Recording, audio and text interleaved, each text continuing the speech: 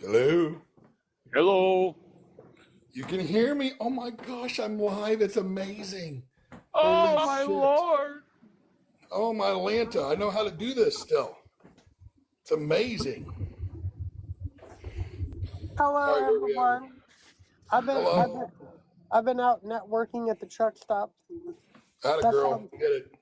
that sounds wrong, but No, you good, you good. We're going to keep it PG. We're going to keep it PG around here. We ain't going to take us no triple X rate or whatever you got going on down there. Or over there, wherever you're at in the world. So, I shared, did you see the telegram that JJ put up in the group? I haven't yet. I haven't. Haven't yet? Okay. All right, I got you. He has a Telegram group, or Yeah, so he started a Telegram group since obviously me sharing out the Teams meeting thing apparently got me screwed up for like 24 hours, I guess. So what do you mean?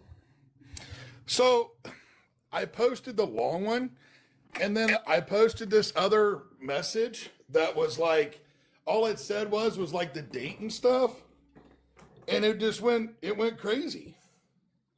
And it said, hold on, let me see here if I can pull it up, and I'll read you the message. Let's see here. Come on, one broker, hop up in here. So yeah, the message I put up there says live Teams meeting, May 25th, 12 p.m. Central Standard Time, focus autonomous trucking and the impacts on drivers. And it flagged me and then nannered me for, I went against 24 hours. community guidelines for 24 hours. So I can't respond to any messages for 24 hours. But they allow you to be live? I'm like, Yeah. You see me live. Yeah, I see you. I'm right here in the flesh. You know, we got How do we know that's not AI, Mike? Trust me, I am shit. not that talented, Sarah. I promise you, I am not that talented. 100% promise you, I'm not that talented. Yeah, I wish I was. I shared your post. Right. I hope I don't get in trouble. Well, that's not the problem. That wasn't the problem. It was literally in the group message, in the one that you started, in there, all I did was basically copy paste the stuff that was written in Teams for what we were doing and stuff. I came back and said that I am done for 24 hours because my message goes against community guidelines. That is so crazy. Yeah. It is. It really is. So what do you guys think the plan of attack here is here with the meeting? So we were kind of talking about that for an agenda and stuff. And it's kind of just right now, what we need to come up with 5 or 10 ideas, preferably narrow it down to 5 on a plan of attack in this meeting. So everybody brainstorming for the next 2 or 3 weeks on a plan of attack. Yeah, I mean, I have some ideas. If nothing else, to slow it down, at least at the minimum. Right. Well, I will say this. I love JJ's video where he calls for Hirschbach, all their drivers to just up and leave, and the accounting people and everybody else. So I love that video he made 6 hours ago. What do you think about that driver that I had you guys talk to? Like I said, He drinks the Kool-Aid too much. Yeah. So I talked to another one. I talked to another one of their drivers, and he was saying the same thing. And I'm like, "Sir, you're going to be out of a job." And he got mad and he drove off too. So because they don't want to hear it. Maybe that's what it's going to take, though. Maybe it's going to take us ruffling feathers and upsetting their drivers. I mean, Probably.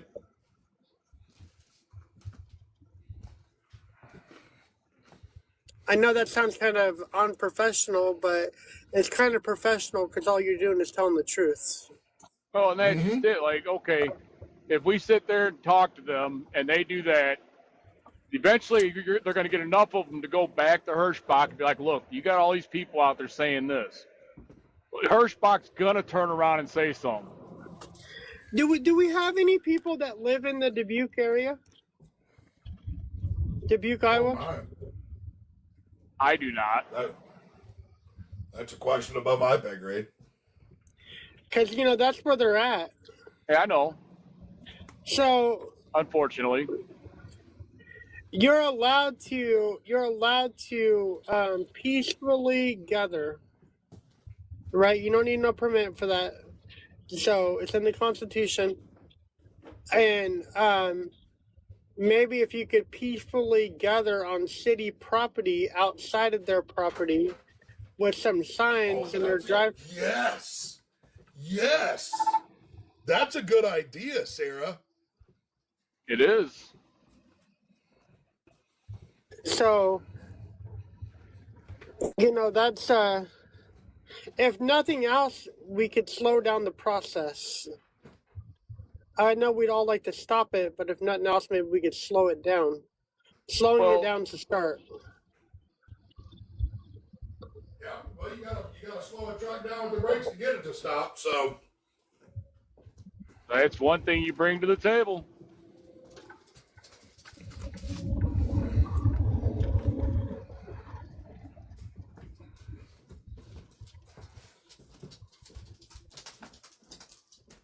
Just whoever we find to do that, they're just going to have to keep in mind that, hey, you guys can't cross the boundary. Just gotta, you know what I mean? Right. yeah, it'll have to be a peaceful protest with signs on public property. So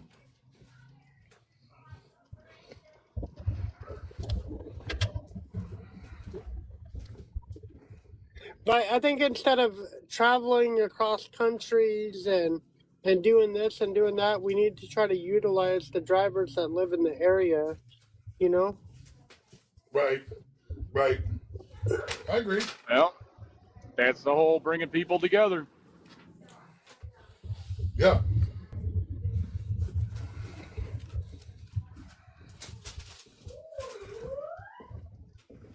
No, I agree with you, Rocky. They will withhold information.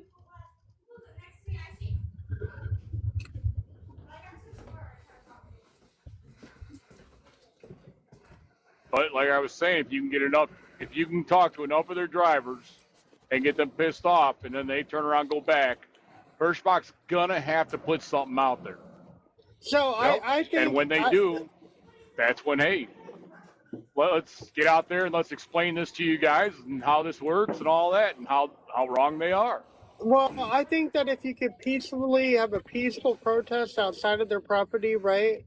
If Right. nothing else, is going to draw the local media, because the local media is going to want to know what you're talking about, Right. Yeah. and so and that would be a good thing. Because I don't know about you guys, but I haven't seen it on no news station yet.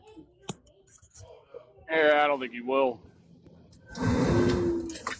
I mean, it's out there on the like CDL online and all that, but Well, the only ones that I've seen really covering it so far, like I seen it pop up on Bulk Loads' forum or news thing, come across my email, but I haven't seen much else.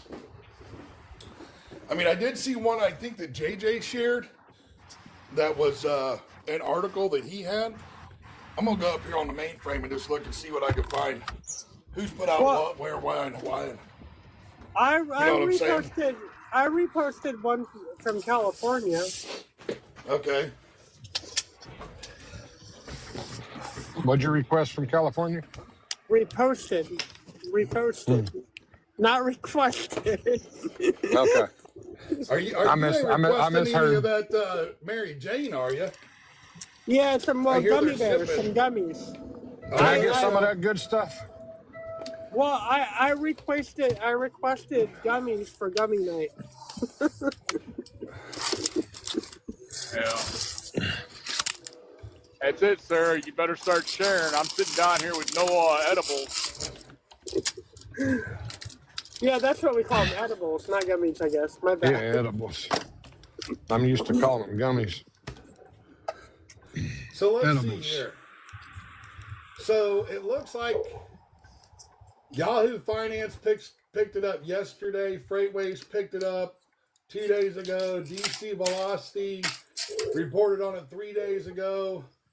Simply Wall Street reported on it 10 hours ago.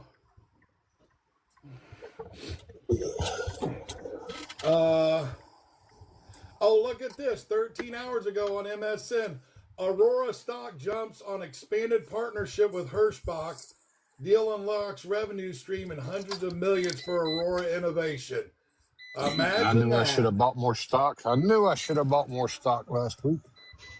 CDL Damn Life went 3 days. CDL Life put it out there 3 days ago. Let's just look and see what Aurora's stock prices are now.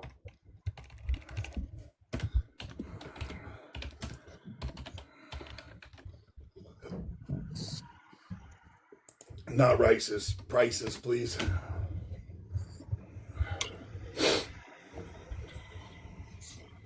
As what they were and how much they went up. That's what I'm trying to find right now, Bubba. Hey, wait a minute. If I'm advocating, if I'm against them, I may have to jump online in my E-Trade account.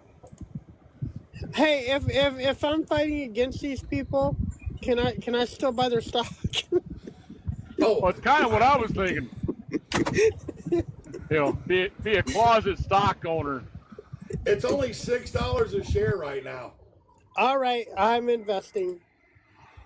So it literally jumped from, that was reported on 429, or no, 430. It went from $5 to $6.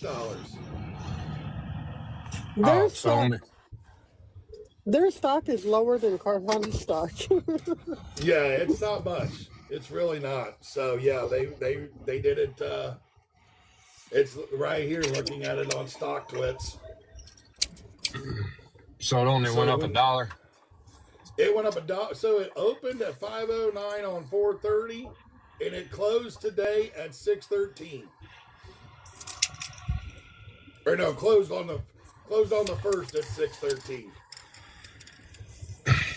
I don't know what it's going to open at on to come tomorrow, but yeah, because the 30th is when they reported on it. Okay. Yeah.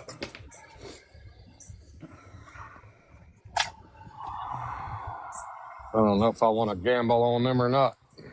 You know, I think at this point, I mean, let's look here. How many stocks have we had to buy for Aurora to be able to be the main stockholder and just fucking shut them down? What's that stuff? I mean, Maybe we could come together as a cooperative and do that. a hostile takeover. Yeah. How many I don't even shares know how are many out they're there? that's what I'm looking right now, trying to get the amount of shares that are out there. See, how many would 10,000 buy me? That'd be 20 for every 100, roughly. 18. I could sell off my Carvana stock and buy all their stock.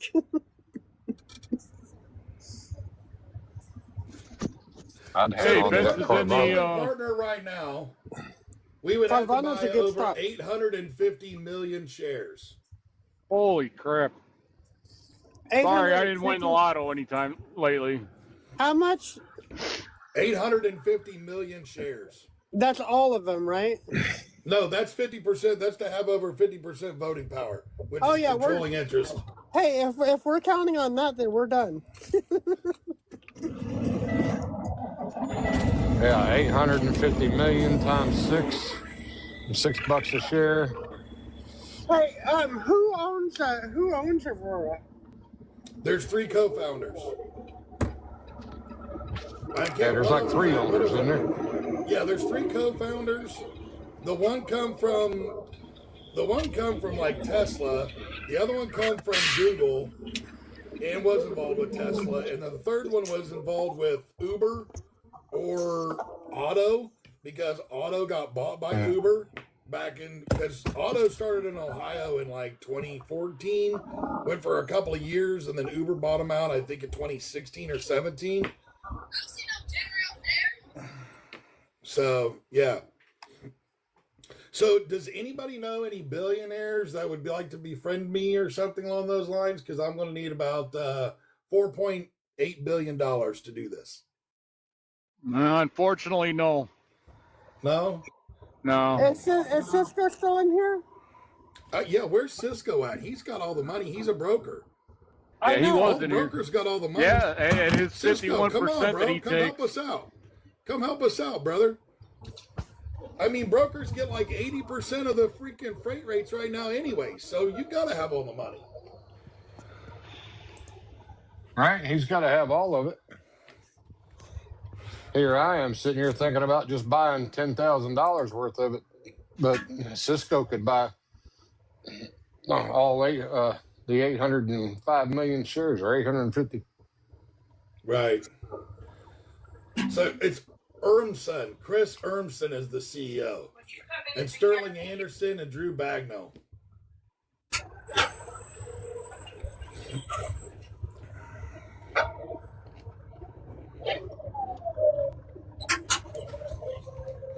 But yet they don't own enough stock to be the controlling.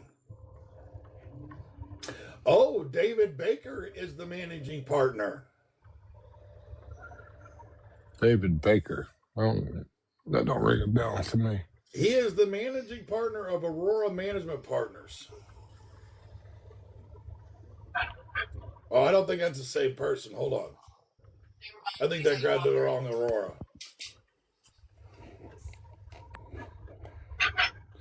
Oh, give me the SEC Fucking filings. go. That's what I need. That's what I need. Give me the PDF. Here we go. I love 10K reports. These things, I love.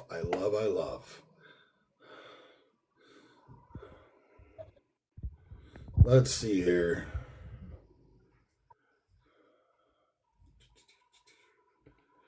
Accelerator. Okay. Get me down. Properties are in item 2. Disclosure. There we go. Item 10. Directors and executive officers. Page 81. That's what I need.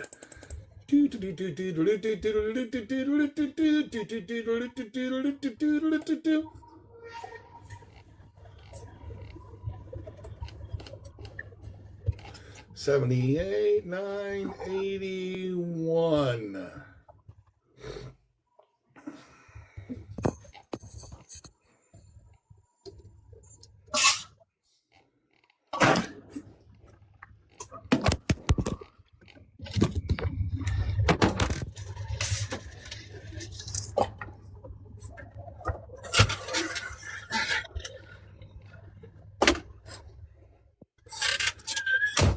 Holy cow.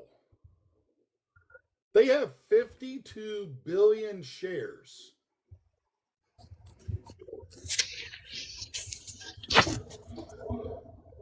They got 50 Class A common stocks, 50 billion. 1 billion shares are designated as Class B, and another billion are designated as preferred. There's currently 1.625 billion shares of Class A stock available or outstanding, 317 shares of Class B, and no shares of preferred or outstanding.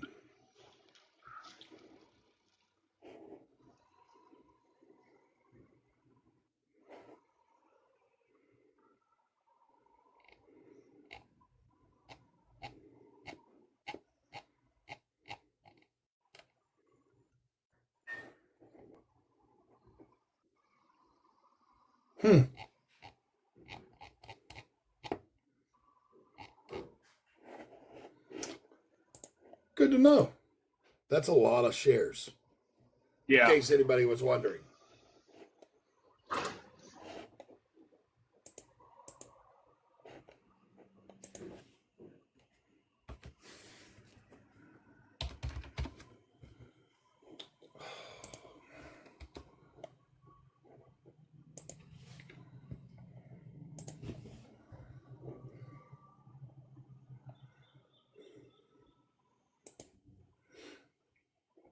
Oh, Uber holds the significant equity stake.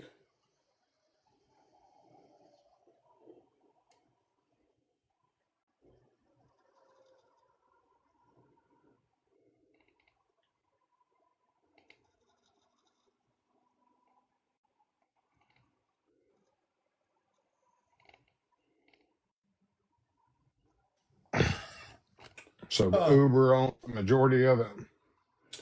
Well, no, like you heard me say in the 10K filing there, there's quite a substantial amount of stock still available as of the end of 2025. Okay.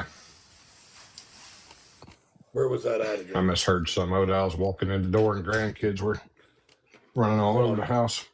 Here we go. So, of the 52 billion shares, as of the end of December 2025, there was still 1.625 billion shares of Class A common stock outstanding and 317.7 million shares of Class B,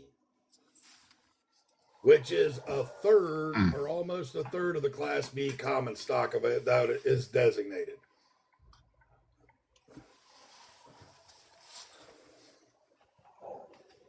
And the 1.6 would be right around about 3% of the common A stock is still outstanding. There is no preferred stock, and there's 1 billion shares of preferred stock.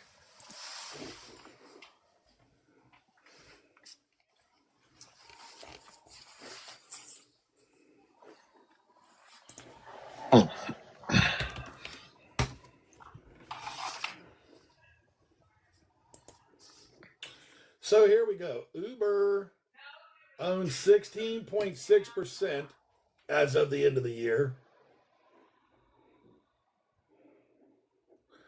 And that happened due to the sale of the Advanced Technologies Group. They sold to Aurora in 2020.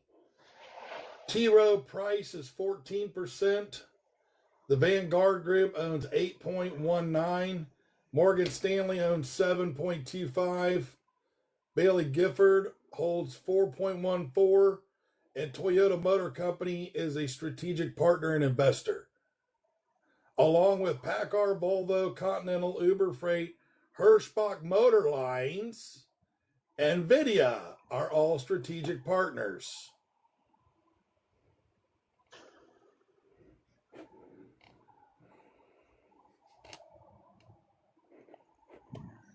Any other big carriers listed in there? No. Those are the ones that it's got for strategic partners.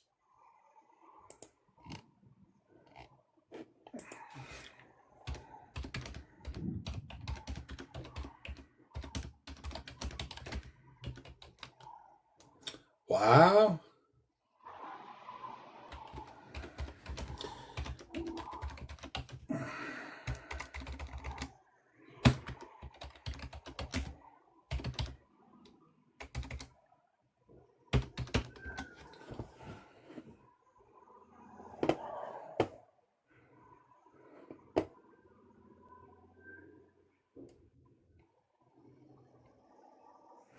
Yeah, PACCAR and Volvar, it's a minority, which means it's less than 5%.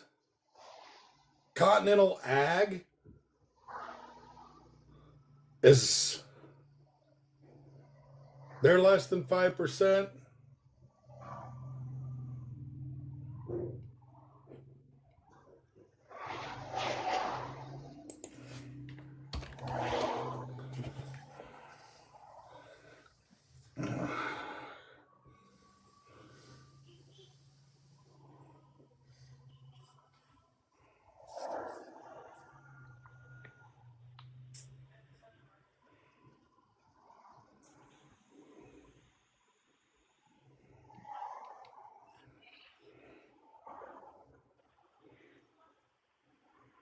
But yeah, Volvo and PACCAR are the two main as far as companies that have voting power.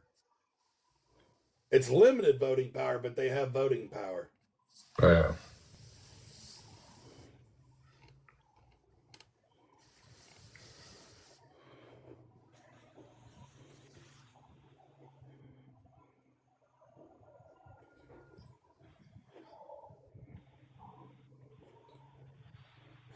which is funny because Auto was bought by Uber, and then now Uber is one of the main ones that is owned by Aurora. That's funny.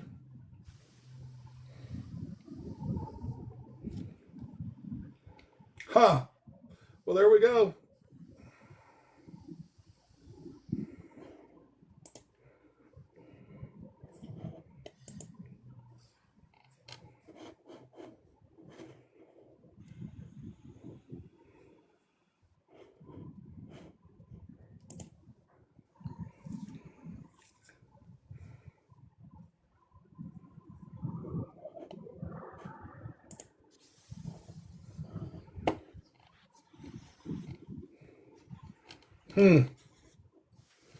Yeah, and all Bailey Gifford is, they're just an investment manager.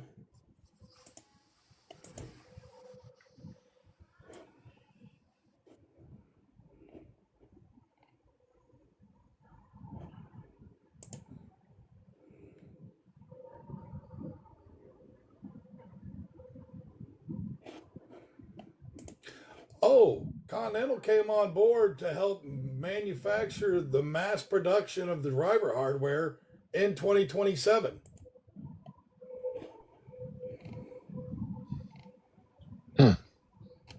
Yep.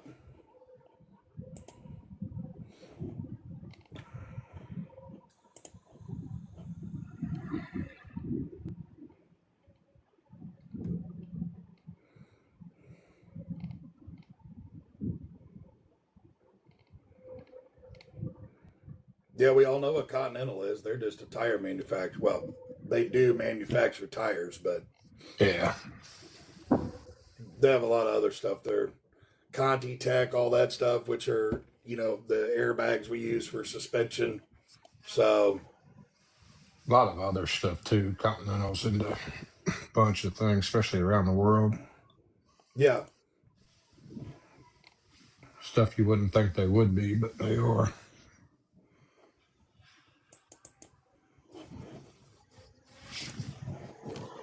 Oh, they're in a bunch. Products and solutions overview.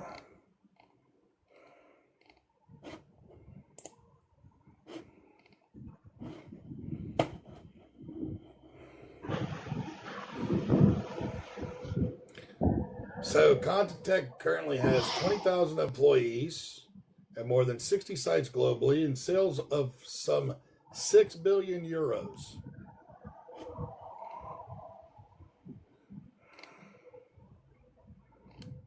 And here are just some of the industries they're involved in: agriculture, forestry, aerospace, construction, energy management, food chain processing, home garden leisure, material handling, mechanical and plant engineering, rail transport, printing, industrial safety, mining, ships, ports and seas, two-wheelers, commercial vehicle, and passenger cars. That's just Contitech.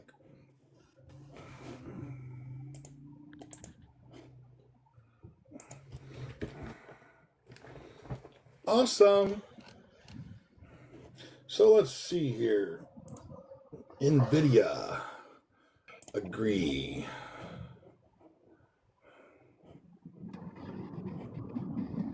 Hello. NVIDIA is the AI that they're using. NVIDIA is they're the developer of the AI codecs and stuff that they're going to be using. It's also partnered up now in the data centers with Google Cloud.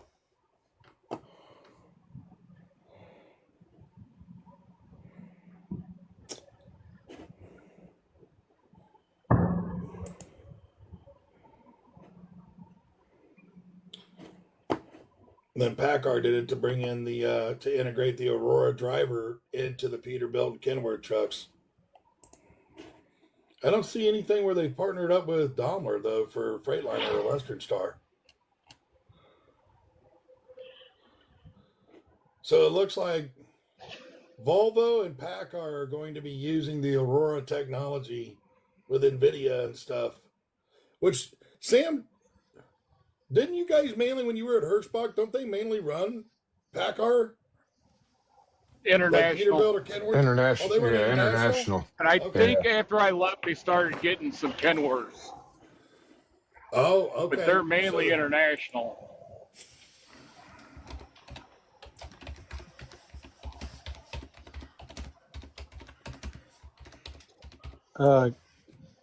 Can I talk about the prompt? Talk about the what? The prompt, your Sure, please do. so first of all, I have my CDL. I don't currently use it, but my cousin, he used to help test the autonomous trucks in Arizona, and then suddenly they shut down the program. I think it was a couple of years ago now, and yeah, and then second of all, I know somebody here on TikTok. His name is Ahalan, and he's a lawyer, and he is helping shutting down. You know Waymo. So Waymo, they had a lot right next to his sister's apartments, and they kept doing that beeping noise next to his sister's house, and it was like annoying everybody late at night. So he went out there and he was getting in front of the Waymos, stacking them up. And he had some legal things go through saying after 10 o'clock at night, you're not allowed to operate, you're not allowed to jackhammer at night and stuff like that.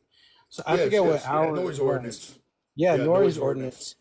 Yeah, so he in his I guess brilliance, if you want to call it, he started stacking the Waymos so that they couldn't, because they won't drive over somebody, and he would put something in the road.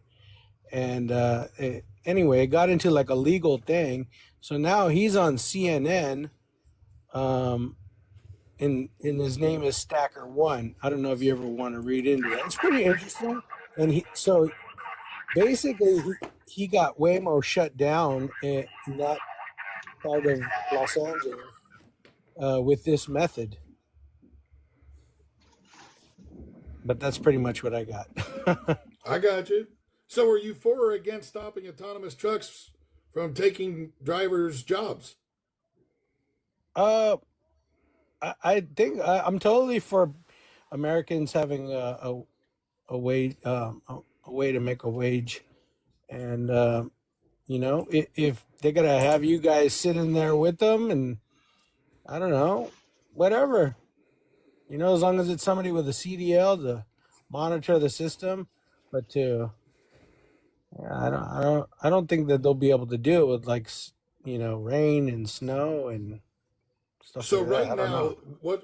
what's kind of brought this up is, and why we're kind of picking on Hirschbach is that back on the 30th of April, they released a press release with Aurora and said that they're going to have like 500 units that they're going to start purchasing or have purchased by 2027 to start running the 1,000-mile trip from Fort Worth, Texas to Phoenix, Arizona.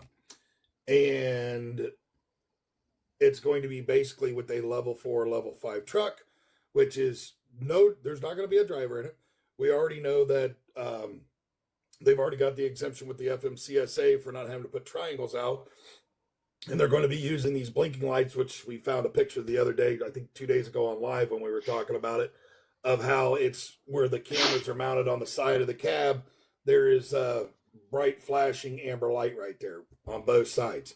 So the problem that we look at and we see here is that 500 trucks, we figured out that each truck is going to be able to do almost 250,000 miles a year. And right now, Hirschbach averages about 100,000 miles a year on their drivers, which means that one truck will take the place for about 2.5 drivers. And we are not happy with this at all, because you're taking drivers' jobs, which is also going to hurt the communities, because if you put these, truckers out of trucks, they have to go get a living somehow, which then in turn brings an overcapacity into other industries, because now instead of having 15 people going for one job, you might have 20 or 25, depending on the location and what the job is. So not only is this going to hurt the trucking industry as far as jobs go for truck drivers, but it's also going to hurt our communities and stuff, because it's going to basically drive the wages down even lower. I mean, wages are no different than freight rates. When you have an overcapacity problem like we do in trucking, which is one of the reasons why freight rates are high. Huh? Hey, Mike, I think Pooh wants to say something. Pooh, If I shut may. up. Come on. Talk to me. Hi, darling. I've been fighting this fight since 2019. Well, We're come both join there. us. Help us out. I can tell you with the autonomous, I've seen them on the highway. They have already been going from Dallas to Fort Worth, from Fort Worth down to San Antonio and back.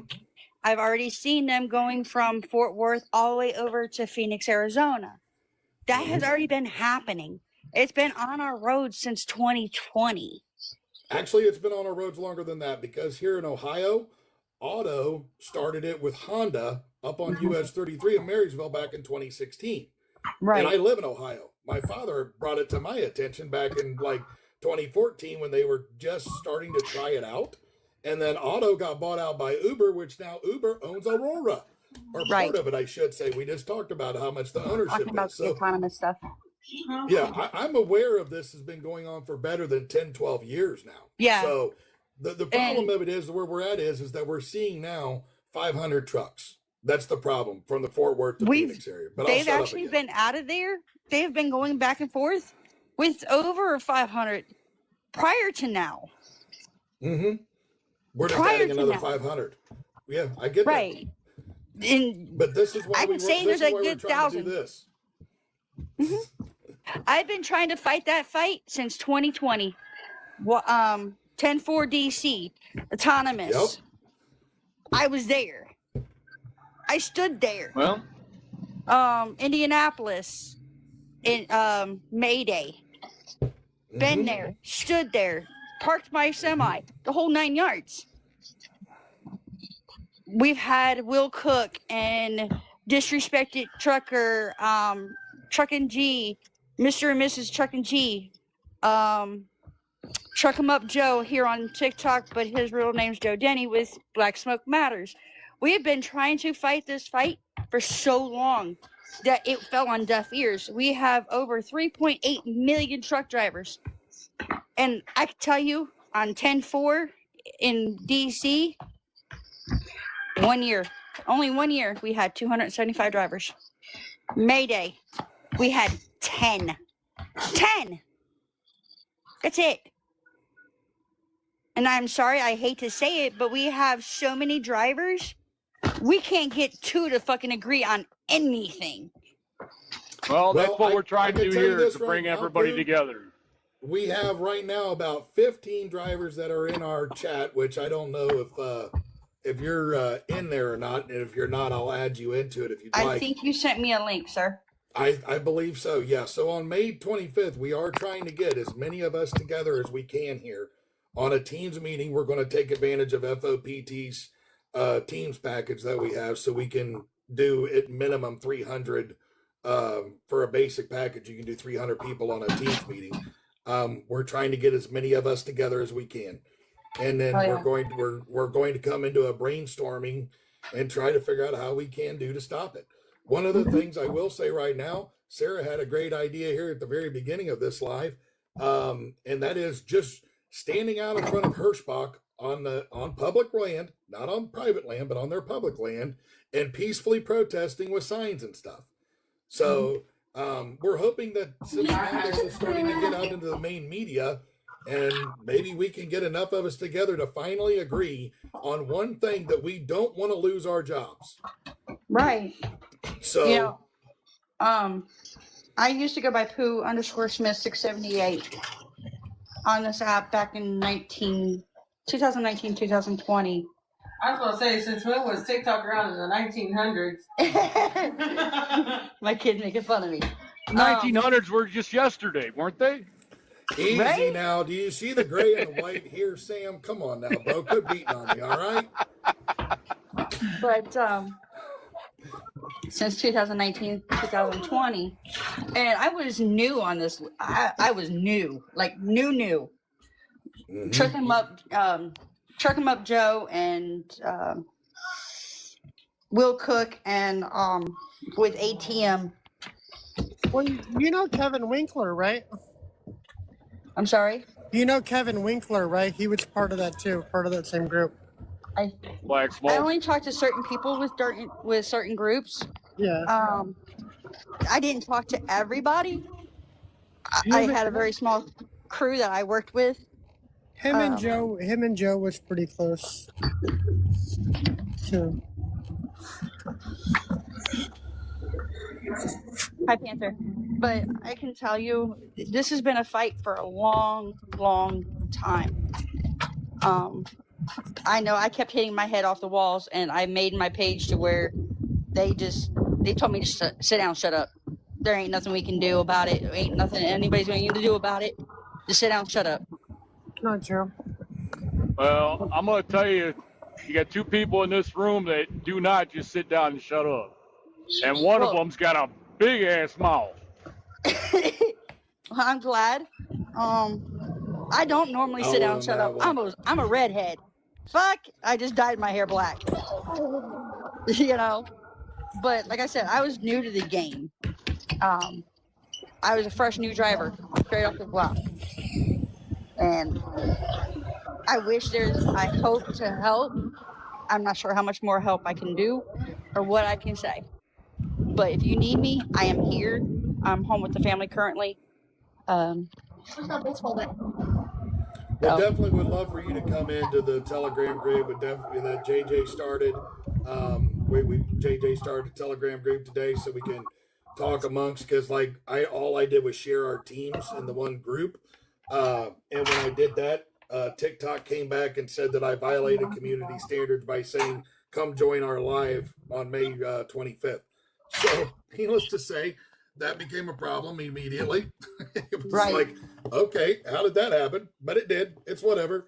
So yeah, it's one of those things. I'm gonna charge my phone here. My goodness, I didn't realize it got that low.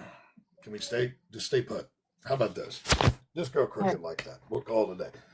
Anyways, I don't want to dilute our live here. But yeah, I mean, come be a part of it for sure. Yeah, we're over the nonsense right now. Really, it's terrible. And I mean, as far as what anybody is helping, just share the stuff out. When like JJ makes the video, or I make a video, or Sam makes a video, or Sarah makes a video, the biggest thing is just getting the word out there. Right. I mean, I'm a huge supporter right now of what JJ just put on his one video this morning about 6 hours ago, or this afternoon, I should say, of if you're a Hirschbach driver, if you're a Hirschbach dispatcher, if you're a Hirschbach, accountant, just quit. Right. Leave now. Because they're going to replace you. It's coming. Mm-hmm. Those 500 trucks are going to do the same work as 1,200 drivers. And according to one of the Hirschbach driver ambassadors we just talked to earlier today, that gentleman said they were down to, what was it, 1,500 drivers, I think they said, Sarah? Yeah, he told me 1,500 drivers. He said last year they was at 2,500, but they haven't replaced the other 1,000. And that would be that 500 trucks would be equal to that 1,000 drivers. Oh, I'm sure of that. Yeah. Oh, yeah. Yeah. Oh, yeah. Yeah. And we did the math that, their drivers are averaging 100,000 miles, and these autonomous trucks are going to be like 250,000 miles. Right. So, I mean, that's easily, come on, You figure with these trucks, they don't have to do the 10-hour break. They don't have to follow any of the rules and regulations that us drivers have to go through out here. Right. So their one truck would be equivalent to 2.40 of drivers. Yep. Right. That's why I just say 2.5 to make it easy. So that's why I just come. I mean, we could round it down and just say those 500 trucks are going to take the place of 1,200 drivers. Mm-hmm. And we already know. I mean, if they're like, I was just doing the research here with PACCAR and Volvo. That's who is going to be doing the integrating Aurora. They're going to be integrating the Aurora driver into the Peterbilt and Kenworth trucks and Volvo trucks, and they're all owners in this, or at least least strategic partners that own like less than 5%. But I mean, it's coming. You Okay. know? Mr. Ben down here in the comments asked, "Who's going to fill them up when they need fuel?" Well, Here's the Okay, thing. so they're going to be doing. I've talked about that. That's easy. They're going to have one person doing a pre-trip, post-trip at the end, and they will be the ones fueling the trucks because these trucks are going to have 250-gallon tanks. So they're going to be able to run the 1,000 miles on one fueling. They're going to go over there. They're going to drop and hook. They're going to do their little post-trip, pre-trip with the person. Person's going to fuel it up and hit the go button. It's going to go back to Fort Worth. And there's going to be one over there. So you're going to have two people doing that, probably. And that's not far-fetched, because if you look back 25 years ago, right, and that's when I first started, there was full service truck stops all around. Yeah. You had Boston's and Phillips 66, and you had St. Clair's. There was full service. If you look it up, it actually states that in the process, because of the people have asked who's going to do the pre-trip and post-trips. That's one of the stipulations that they have is that there is going to be a certified individual on the both ends of that truck to do a pre-trip and post-trip. And also with that, you have Love's, Pilot, Flying Hook, Flying J for the ones that don't know trucker lingo, and TA. I'm not sure about Petro, but I'm sure if TA has it, Petro has it as well. That very first lane that you pull into on the fuel island, if you look, they say you can get help. Yep. That very first lane, that's where they can go into, and somebody will come and fill the truck.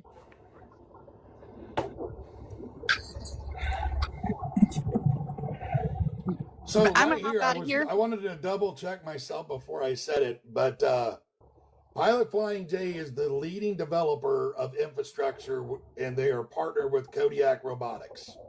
Correct. And they're investing $1 billion to bring in to help fuel the self-driving trucks. Correct. How do they know when to put like Jake brakes? Okay. So when you're driving your truck now, and if it's one of these newer trucks, think about this. If you have an automatic transmission and you go through and you're going down a hill and you just leave the cruise control on, and I'm not saying it's a large hill, but a small hill, and you notice that it automatically kicks the Jake brake on, or it has the setting for that, that's how it will do it.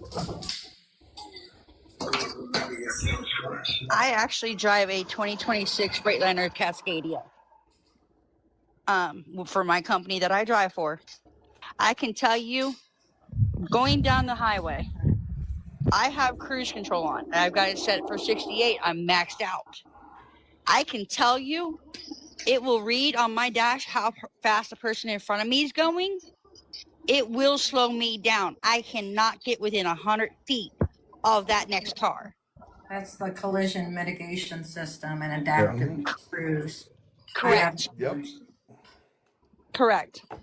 And you can also set these cruise controls up in these trucks. And I know some guys that do that with the Volvo, where they're actually like before it gets to a hill and to the top of a mountain or whatever, the topograph mapping with the elevations and the truck, you're basically just holding the wheel, set the cruise at whatever speed, and it will adapt and it'll drop gears and whatever it needs to do to be able to climb that elevation. It's preparing for it before you even get to it, right? Before you start up the hill. So those technologies and advancements in the trucks have been out now for several years. I think Volvo around 2019, 2020, with a lot of that, where the truck knows where it is and knows what the elevation is going to be 500 feet in front of it, you know? Mm-hmm. I can't tell you how many times I've been sitting on cruise control and come across an overpass. Just the shadow of the overpass on the highway makes me hit my jakes. Yep. Yeah. Yeah. Yeah. Yeah, and I know that stuff happens right now, but that technology will get better, you know. The only way they're going to It make it is. better is to have it out there and Mm-hmm. using it and make it better. And that's what they've been developing, what they're working on. And it'll just get better and better and better over the time. 20 years from now, you know, most of the stuff we're talking about now, hell, probably in 10 years is not going to be an issue. It'll be different issues, you know. Heck, back in 2019, I can tell you, or 2020, I can tell you, I knew it was coming by 2025, that it would be out on the road. Us drivers would be losing our jobs by 2025. And I kept saying it, and everybody kept telling me, oh, no, no, no, no. Nobody can take my job. Nobody can do this.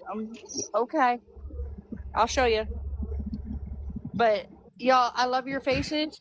For the drivers in here, keep the sunny side up, dirty side down, and in between your ditches, wherever your roads may lead you. Everybody else, much love, much peace, many blessings. I'll talk to y'all later. Have a great day. Go enjoy You the too. family.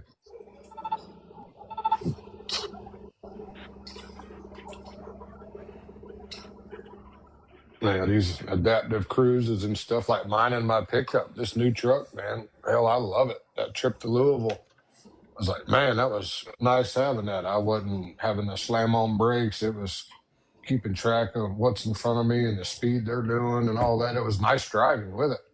And it had taken me a while to get used to that. But and now it's like shit, and I won't have one without it.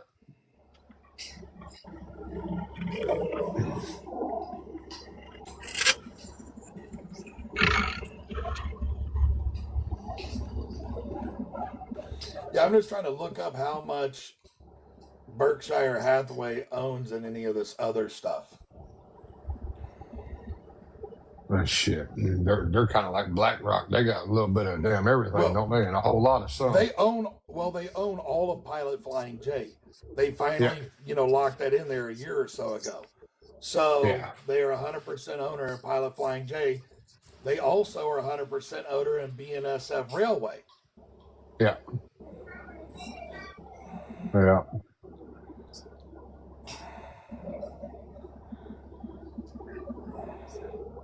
So they own the insurance company, Genesis and Geico. Yeah. So they'll use that for the insurance side on it all.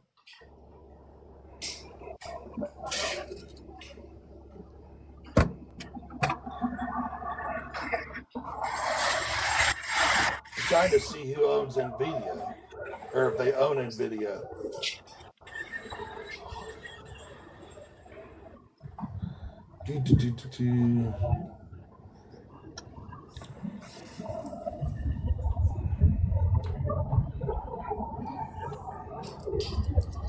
I go. Everybody live, Nucor.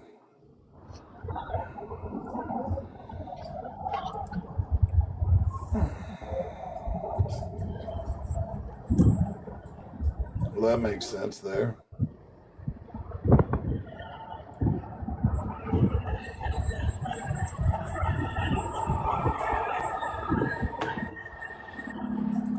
Yeah, welcome to the world we live in.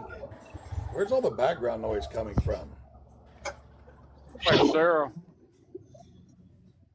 I don't think she's driving. It sounds like road noise. I think that just helped right there. I was just looking up what camera systems, who's making the cameras for Aurora. Oh, NVIDIA. Did somebody say my name? NVIDIA is doing the AI and the camera stuff. I found out. I've looked it up. The NVIDIA is who's doing all that. NVIDIA. All right. Yeah, Sarah. They had just asked. We're trying to figure out where the background noise was, but I just pulled them up here to look. I don't see the brand of it yet, but yeah, First Light LiDAR and radar, custom suite of high performance cameras designed for autonomous trucking.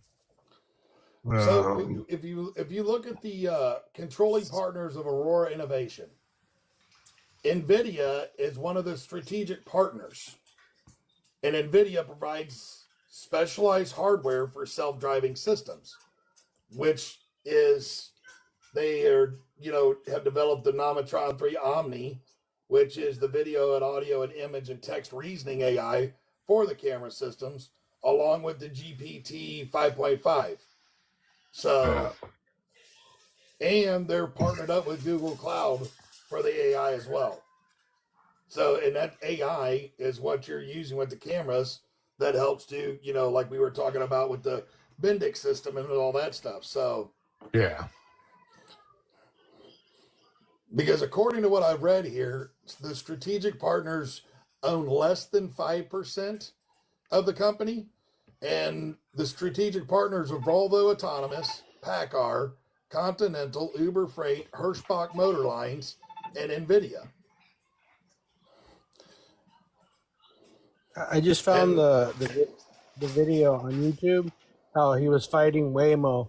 So when he got the Waymo vehicles to stop, they would get a bunch of masking tape and they would cover the sensors, and then so that it would disable the vehicle, and then they would they would call the police or something like that.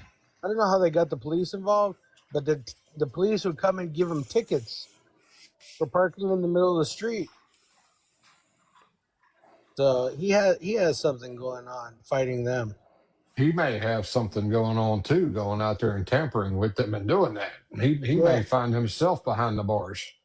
yeah. you know what's He's a funny lawyer about too. this? You know what's funny about that NVIDIA, Rocky? So Vanguard, if you look at it, Vanguard owns 8.2% of Aurora, and they own 9% of NVIDIA. NVIDIA is a huge company. I have Yeah. 100 shares of NVIDIA. They are into technology for everything, gaming. I'm just saying They the are owners like of it. there's only, well, the CEO is Jensen. I can't pronounce his last name. Right. Young Well, or something. He came from I mean, Taiwan Semiconductors. yeah, Jansen Wong, he's the co-founder and CEO. I'm looking at the report right here. Vanguard is Yeah. the largest shareholder of NVIDIA, owning between 8.2 and 9.3% of the outstanding shares as of December 2025. BlackRock owns 7.6 to 8%, which we all know how much I hate BlackRock because they own 10% of every publicly traded trucking company. And then the other one is State Street owns 4% of NVIDIA. Fidelity Investments owns about 5% of the shares. And Geode Capital Management is a holder with the index fund management. So, Hey, Ben, what do you do for work? I work in water treatment on Navy ships, Coast Guard ships, stuff like that. Okay, I was just kind of I wondering. have I used to do OTR, like 10 years ago. But I saw that the Teamsters are pushing back too on these selfless drivers. Yeah. Well, I And mean, I'll bet we'll start hearing more about that on the autonomous trucks because they don't want them coming in taking their but UPS jobs and all that. we're not really trying to incite any violence here, though. We're trying to actually make change. So what are you saying? The Teamsters are about violence? No, he was saying something about earlier about tampering with trucks or whatever. Oh, We don't need that message out there like that. That's not going to change anything. no. Yeah, the ones that'll go out there and tamper with them, like that guy with the Waymo and all that. When you start going out and tampering with somebody's property, no different than somebody coming and doing something like that in my truck. If I'm driving down the road, stopping me and trying to do that, that could end real bad for some of these people. Yeah, like the way he told the story is that the police sided with him because they were under the noise ordinance, and whenever they do a reverse, they were doing a lot of noise, and they were violating the noise ordinance of working And past 9 or 10 or whatever. I'll bet they get around that because there's a certain amount of decibel level that it can't be over after 10 p.m. or whatever their noise ordinance is, right? Same thing with guys coming around with their low rider, bouncing up and down the street, thumping and everything like that. So it wouldn't surprise me that if at nighttime, when it comes to that time, they don't program the car to down the audio level of the beepers, because it is quieter at night too than during the day, on the road. I'll bet they end up solving that by that. And as long as it meets that decibel level from however many feet away their noise ordinance is, as long as it meets that, they won't be able to do anything.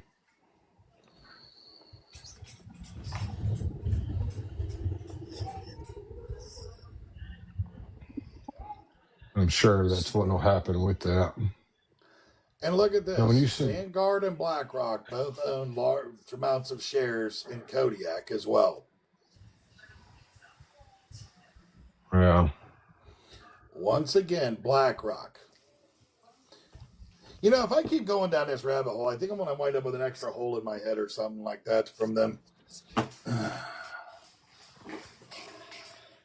I'm sure we're going to find out there's a lot more of them like that too. All them investment firms that are into all that stuff.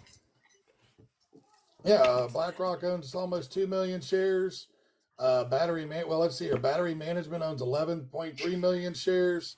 Soros Fund Management, which we all know Mr. Soros, he owns almost 10 million shares. SIP Global Opportunity Manager, 9.5 million shares. Lightspeed Management, 7.3 million shares. ARK, 2.6. Rocos Capital, 2. BlackRock, 2. Vanguard is almost 1 million.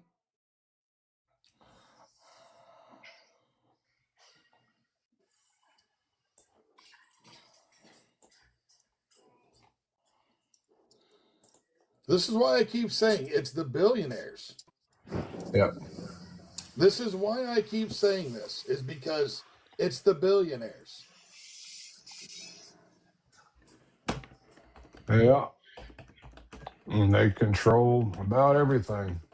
Anything they want to do, they line pockets to get it done. And unfortunately, us small folks don't have it to do it. This is where I keep saying, though, also, if we all come together and, say enough's enough, there's 200 million adults in this country, they say, somewhere in that ballpark. At some point, we've got to stop putting our head in the sand.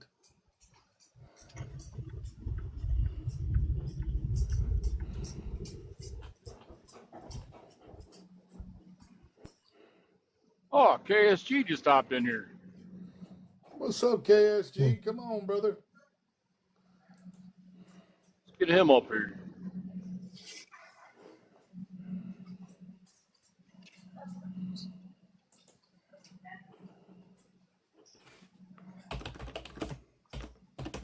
So I know this sounds weird because California is usually pretty open to things like this and kind of ahead of the curve, but up until last month, California did not allow autonomous trucks over 10,001 pounds. They just reversed that ban last month. And Florida had two bills. One was to require a driver in the autonomous truck, and another one was another requirement, and both of those died in committee. California is requiring a driver to be in them, though, from my understanding. Yeah, but Florida is not. Florida actually is the most autonomous friendly as far as trucks, unfortunately. Yeah. Well, that picture that I posted of the straight truck, I forget what's called. Red truck. Yeah. Those was in Jacksonville. They was delivering those in Jacksonville. So.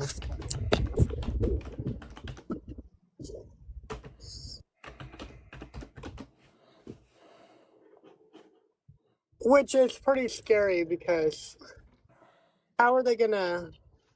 I don't know. That's gonna be scary with all the tourist people there and people from all around the world going there. Like that's kind of scary. So right now, California, the Teamsters Union is supporting AB 316 in California to require human safety operator.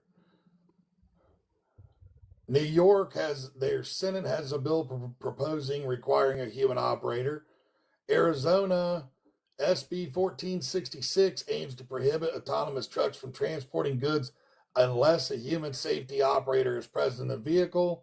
North Dakota, HB 1614 proposes a ban on autonomous trucks on highways unless a licensed human operator is in the vehicle. Indiana, they say it's been introduced, but I can't find the bill number. Colorado has HB 261286 and an attempt to restrict or ban them. And Alabama the Senate has considered legislation requiring a human being for the loads.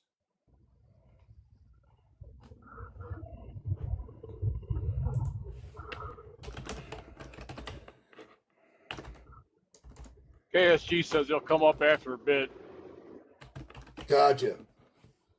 I'm going down a rabbit hole here, so. Yeah, I gather. So I'm trying to keep an eye on the comments since you can't do that. Wayne Campbell says Dallas lanes San Antonio to Houston. Yeah, I knew about that. So Kentucky recently passed a law requiring a human operator for automated trucks over 62,000 pounds, but it is set to expire in July of this year. Unless the new legislation, which is HB 223, is passed to permanently require human drivers. So this is where we need any of you men and women in Kentucky, please start calling your state people to get this HB 223 passed to permanently require human drivers.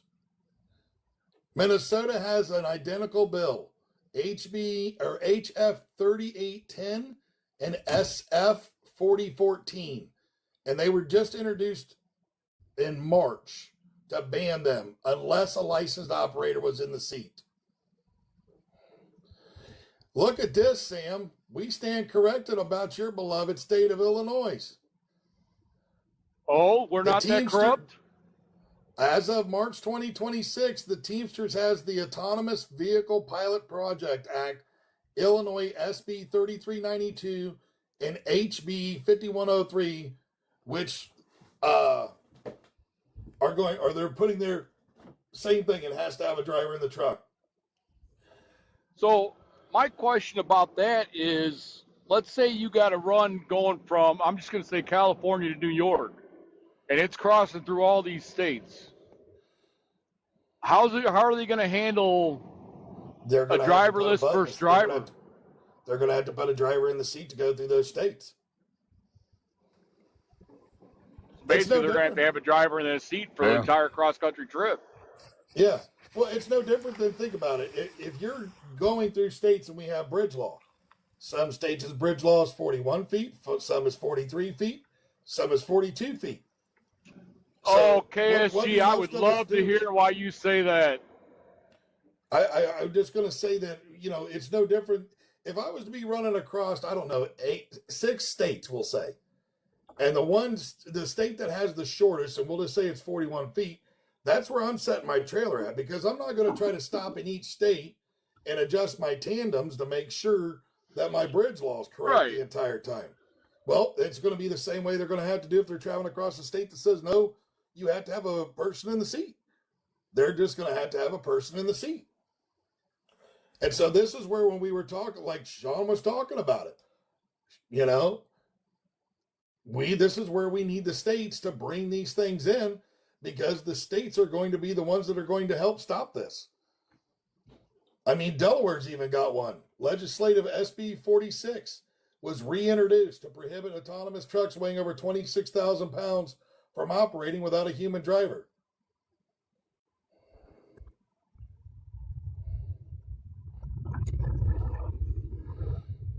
So yes, anybody in California, Colorado, Kentucky, Minnesota, Illinois, Delaware, please reach out. North Dakota, reach out. Alabama, reach out. So Wayne Campbell said it won't be a driver, it will be an operator. They will dummy this down like a carnival ride operator. Yeah, but they're still going to have to hold a CDL. Yeah. Because My you're going to thing have to be able is to know how to operate a truck. My thing is what are they going to pay that seat warmer? KSG said insurance is regulated by the state. They said no so far. Sec of State said absolutely no. You must be talking about Illinois. Wayne Campbell said anyone can get a CDL. Oh, really? I've watched people take the test and fail because they can't do it. If that's the case, if they put it in English, I mean, not anybody can get a CDL because if you don't speak English and read and write English, you can't. KSG said yes, Illinois. I'm going to have to look into that more because knowing how this state is ran and how corrupt they are, I mean, come on, we've got fuel tax on top of the fuel tax. Yep.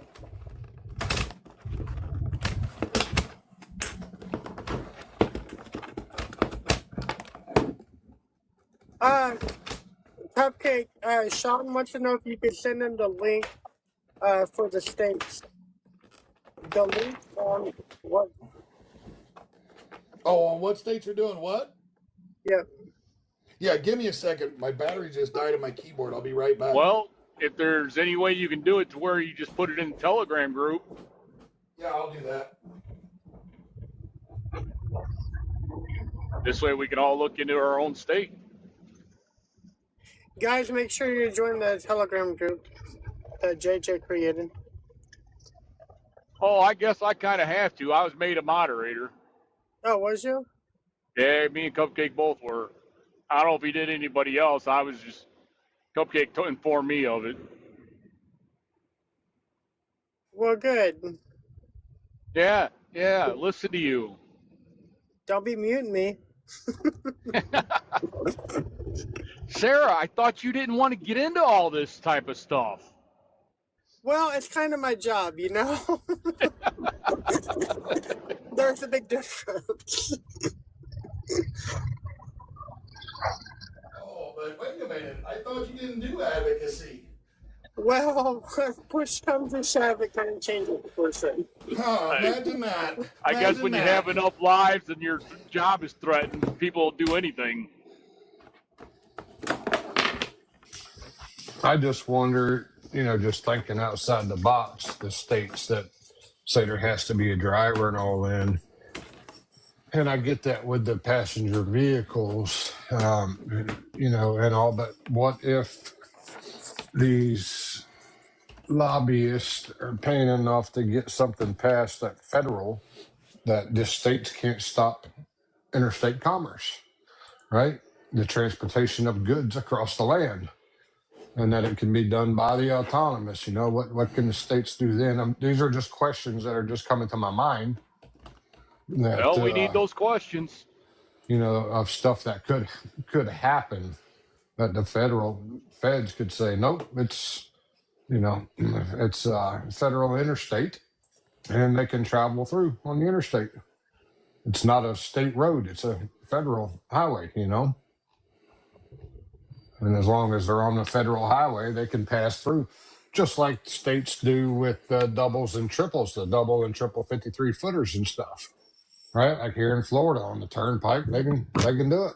Can't on the interstate, but the turnpike is under the state control, not federal, so they can run double and triple 53s.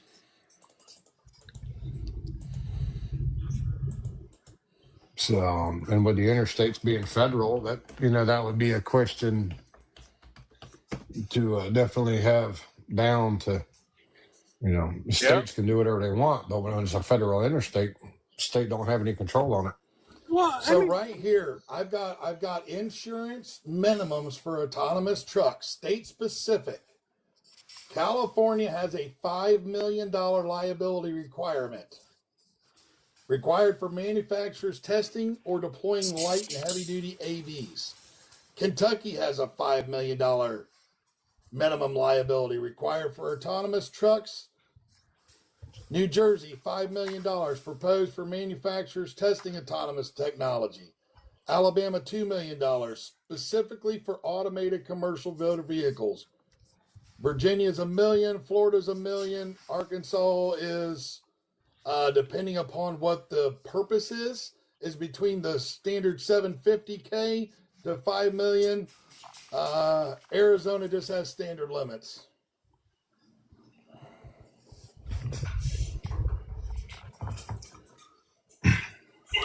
I do have a data disclosure here. There's new regulations in California and Virginia that mandate that operators must share black box accident data with insurers and state agencies to help determine fault between software failure and external factors.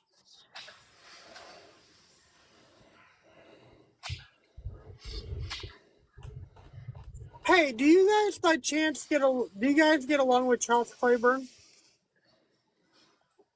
I don't I have a have problem no with him. against anybody. Well, he has, he has that radio show that he does. Yeah, he does the podcast Highway Feeder. I've seen him. Maybe we could get him to utilize that. Yeah, reach out to him. I mean, this is where talking with JJ, him and I both agree on this. Everybody needs to start. If we make a video, if Sarah makes a video, if Trucking History makes a video, if JJ makes a video that's about this, we need to like, share, save, put it on all of our social media platforms, and we need to watch these videos all the way through to help build the algorithm to get them out there.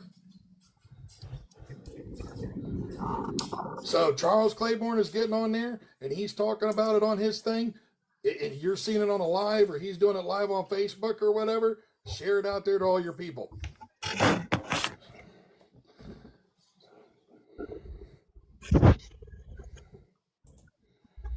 I got a funny feeling that over the next few weeks, we're going to see a whole lot of lives about this.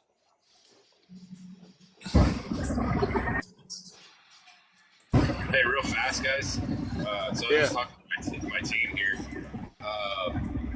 They said they will write bills for each state on autonomous. All they need is a person to represent it, a truck driver, and then you can take it to a legislator to get the bill going.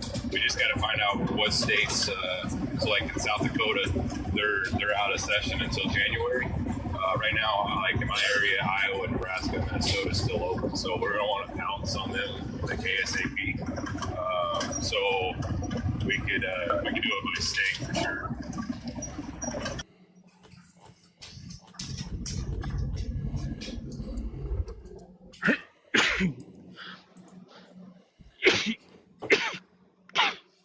So Sean, if you're listening, buddy, I'm gonna have to put this all into a Word document and share it over because it's not letting me just do a print, but I will get it over into the Telegram here, lickety split for you. Hey, the Day Cab Bandit, could you come up and explain to us what you're talking about? Damn it, sir, you beat me to it. Because if you're not coming up and explaining, you're part of the problem too.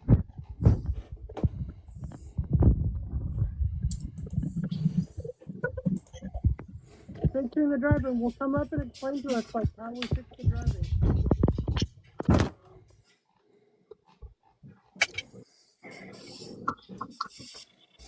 And that goes for anybody down there. Hey, Charles Claiborne just popped in here.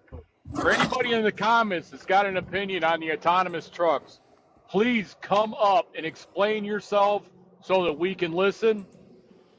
If we are full, I will get out of the box so you can sit there and talk.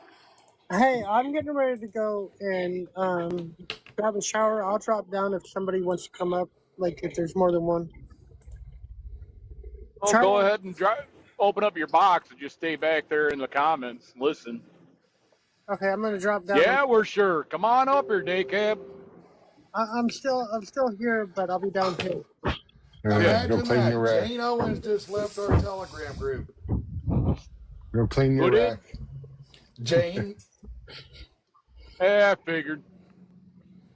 imagine that. She must Jane? be for autonomous trucks, is all I got to say. Who's Jane? Oh, Moonshine Mike's old lady?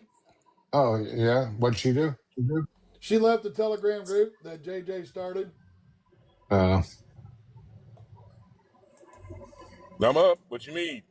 Hey, Cab, explain that comment you made about got to fix the human factor. You got to fix the human problem. There's a human problem that you guys are not focusing on because you're worried about whether or not you're going to lose jobs with the autonomous truck. The autonomous trucks right now are being shown to you, and you're focusing on everything other than fixing the way these guys are out here driving these vehicles. If you cannot fix the way in which they drive these vehicles, they'll keep gaining ground and showing more movies, showing more videos and commercials about them getting the trucks on the highways. But if you cannot fix the driving of the drivers, if you cannot fix the education, you cannot fix their ability to use the highways, the lanes, and the roads, then you knowing about the autonomous system is doing nothing. They're going to lose their jobs faster. We have to start somewhere, sir. Start and it's a with whole lot fixing- easier to stop autonomous trucks than what it is No, to it's fix not. the training. No, it's not. No, it's not. Your focus is on that. If you can give the government a way of looking at the human factor and that the humans are willing to learn to drive safely, you can change everything. But if you insist on working with with what these autonomous people are giving you to work with, you're going to waste a lot of time. So You what don't have it. What if I told you there's already people putting things in place to take care of the training in their individual states, plus an That would be- organization that's looking That would into be a lie. That Really? would be a lie. Yes. How much money would you want to put on that one? I can put as much money as you'd like to believe you that can be put on something that you know for a fact and I know for a fact is not being done. Well, we can only do so much, and as long as That's we why turn I'm around trying to and, tell you. You like again, when I asked you if you wanted, are you sure you wanted me to come up to tell you what the actual problem is with the human factor? You don't want to hear it. You want me to tell you everything is okay no. by investigating the trucks, no. the autonomous trucks. I'm No. telling you where the actual So- problem is, because if these companies get the government to fund them getting the autonomous trucks, it's over. If so these trucking you companies walked get the into a live about the autonomous. You haven't paid attention to anything I have else paid that's ever attention been to the things said. that you're saying. I don't have to pay. Listen, I've been arguing this with you guys for the longest, not just you. Truck drivers in general on the road while driving. What you're telling me about is what you're hearing about now. I've been talking about this for 2 years. The only thing that saved this industry 2 years ago was the reflective triangles that keep you in the truck. They came with this once before. This is old. And nobody's been willing to fix the actual problem, which is the human drivers driving the vehicles safely on the roads and highways. Hang on, but what are you doing? And there is Focused on the nobody foreign drivers. out there that's trying to do anything to help the training process. No, not what are one you doing person. your part? No. What's your part into it? Why ain't you doing it? Why aren't you? I talking? am. I mean, okay, I have perfect. to. So that My so then whole why don't we- page is why don't dedicated we- to it. My so whole why don't page we is connect? dedicated to it. So I'm why out here don't on the we roads connect with these together? drivers on an everyday basis, giving them the correct information in regards to driving on the highway. I Perfect. am So doing why? it. So why don't we bind together? I am and- changing the way they drive. I'm Okay, asking, but- listen, what you're not understanding is that I'm asking for your help. You asked me to come up here. I told you, I asked you clearly. Are you sure you want me to come up here? You were trying to be smart about what you wanted to put, what your topic No, is about. You're and I'm not telling listening. you what the problem You're is talking, human-wise. but not listening. Because you're not saying anything in regards to training. You're telling me what somebody else is doing. You're trying to tell me that it's that they're doing. Is this I'm is telling this the you first from real let time me ask you, from real is this time the first experience. live? And Is No, this it's the not. first live you've heard from these guys? Because we have been talking about the human driver and improving training for months and months And I've and been months. doing it Trucking for 2 history years. down there in the comments And 2 has submitted years. something into her state. 2 to years fix as I've the been working training on for this. 2 Indiana. years. 2 Oh, Yeah, look, 2 years. trucking years. history's right So- there. How about you be quiet hold on. and listen to trucking history real quick? So I can tell you Nope, this. that's real the end quick, of that. sir. You got I have nasty. been out here for 29 years, You got involved nasty. in advocacy. Take for I me ain't getting out. 11 ass beaten. years. Take me down, because he's trying to teach me something I already know. My name is the Decaf Bandit. I'm the creator, innovator, professor, and teacher of the White Line Driving Technique and the White Line Driving System. I am the new school Hold You're driver. on. talking, you ain't listening. Because you're not Hold saying on. anything. So what you're saying is that none of us know what we're talking about. That was the opportunity. You have no more. We don't What need your opportunity. We don't need What your opportunity. opportunity? I can put you in a group of people. I can put you in a group of people that are actually working on it, putting simulators at the state level. They want to get tested off of government money. What are you talking about? They have people Well, working you it. got trucking history right there that's gone to her state to expand on the training. Right. Dang, I dropped down out of the box for 5 minutes and all crazy breaks. But He thinks You get because people he's like out here that, for they 10 don't wanna years doing listen. Something that we have another Dave McCowan. He's been out there here doing Yeah, this pretty for much. 2 years, and he thinks he has it all under control. I've been involved with advocacy for 11 years of the 29 years I've been in this industry. I've heard Charles Claiborne, who's been out here, I think, about 34 years, and I know he's been involved with advocacy longer than I have. And a lot of what he has to say is training. So where is he? I mean, Charlie, correct me if I'm wrong, bro. You're down there. Tell me I'm wrong that you haven't talked about training for the last 15, 16 years. The problem is if he's advocating, what did I tell you guys earlier? 90% of the time is listening, 10% is talking. He wouldn't even let you get in 2 sentences saying, hey, you know what? I could have hooked him up with a group message, Telegram. That dude, they're doing phenomenal work. They're working with colleges and everything, with government legislators for every state. And he could have got on board on it and then showed him what he's doing. Dude, he would have rocked it. You know, those guys are my life. Well, Sean, you got trucking history up there that puts something into the state of Indiana to expand on their training process. You've got the FOPT that's got all kinds of information out there trying to sit there and get something done for it. So, I mean, he can't sit there and tell me that nobody's doing anything. He just walked into a live where we're trying to discuss stopping the autonomous trucks, thinking that's the only thing that we're doing. No, I mean, you guys talk about education all the time. All the time. You talk about education more than you talk about a lot of other stuff. Right. Right. The thing about it is, even if now we're 100%, these companies would still be doing this because of the money. Yeah, they're still going to do it Money because of rid the of the money. driver. But how many times have you all heard me say these guys with a damn 32-inch big screen TV stuck to the middle of the windshield with their foot up on the dash is the reason these carriers want the dang autonomous trucks. You know, they don't want this guy that's watching a movie, one eye closed, driving down the road, driving their truck, and they're liable when this idiot crashes. Right. Hey, Charles, if you're still in here, come on up. Join in the conversation.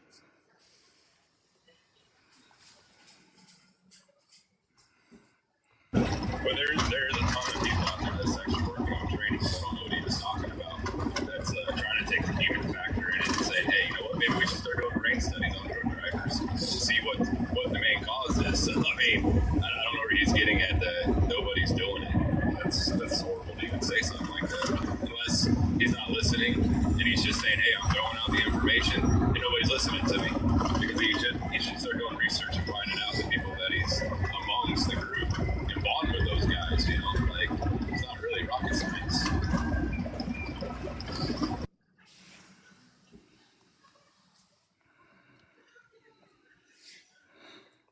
Yeah, it drives Well, me Charles nuts. was basically saying the same thing as what he was as I go through the freaking comments here. But, It's the naysaying again. oh, Yep. We knew these were coming 15 years ago. We've already said that. They won't fully affect all segments for a decade. We've talked about that. If we don't actually step up and do something, they will eventually replace us, but I will be retired by then.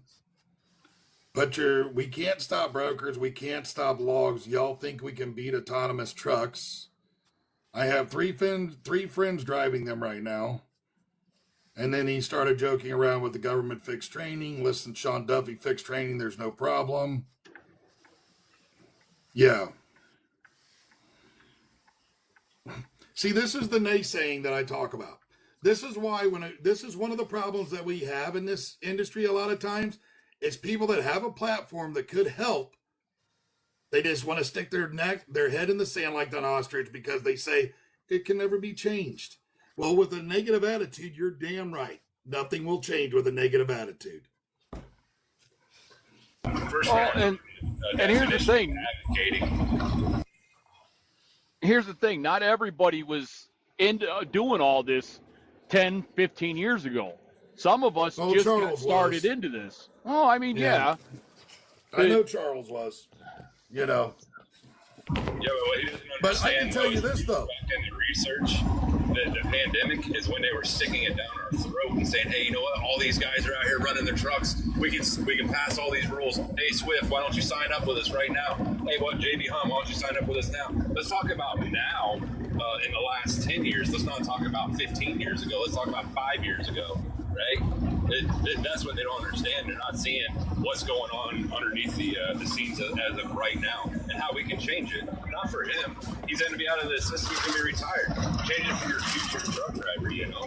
This is our responsibility. You get into trucking to leave it better than what you found it, you know. So that's what we should be doing. And I don't know why you'd be disagreeing. This is the problem that we have, though, Sean. And I'm just going to say this. Charles Claiborne is one of the problems that went on with Nadra. I was around when that went on. He's one of the problems that had. So. He blocked me. Oh, he's already had us blocked. Yeah. He's had us 3 years ago. Matt and I started it. Well, he as soon as it found out that Matt and I was doing it, because Matt and him had history because of Nadra, and we're not going to get into that, but yeah. He immediately blocked FOPT as soon as he figured that one out. And this is where I say, though, I will gladly let him come up in the platform and say his piece. You know, but, you know, this is where I talk about we need people in the industry, everybody. And I don't care if you have 500 followers or 500,000 followers. If you care about the industry, then don't stick your head in the sand and put some negative bullshit out there that says that nothing's going to change. An attitude like that, you're damn right, it ain't. But if you don't try, you can never fail or succeed. Absolutely. If you're building a team, I don't care what you're doing. You're always going to have positive power. If everybody looked at the negative side, you'll never get no positive out of the power. So I don't know. I just don't get why guys do that. They should. I don't care what anything in the industry. Like I've told everybody 1,000 times. I don't care if you're going to change if you want to change the color of trucks and it actually is going to change the industry.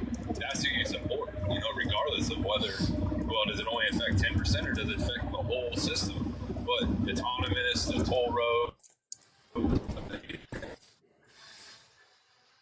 the whole United States as a whole. That's your brother, your sister, your mother, your grandma, your grandpa. Anybody that moves up and down these roads is being affected by autonomous. They're being affected by toll roads. They're being affected by drivers that's not getting the proper pay.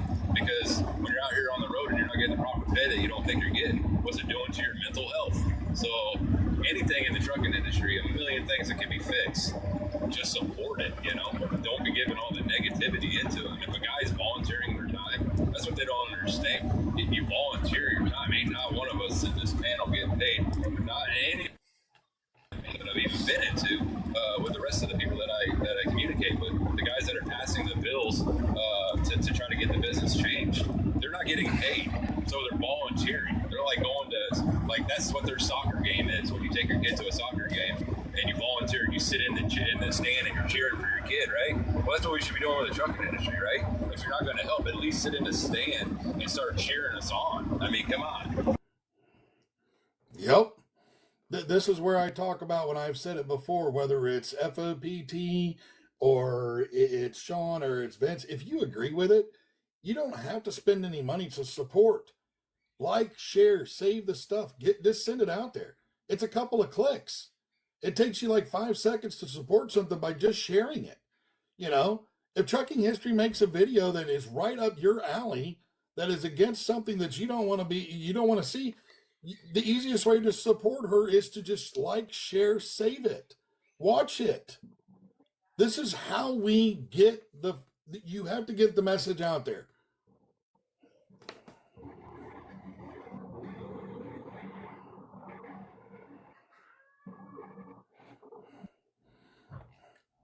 I agree 100%.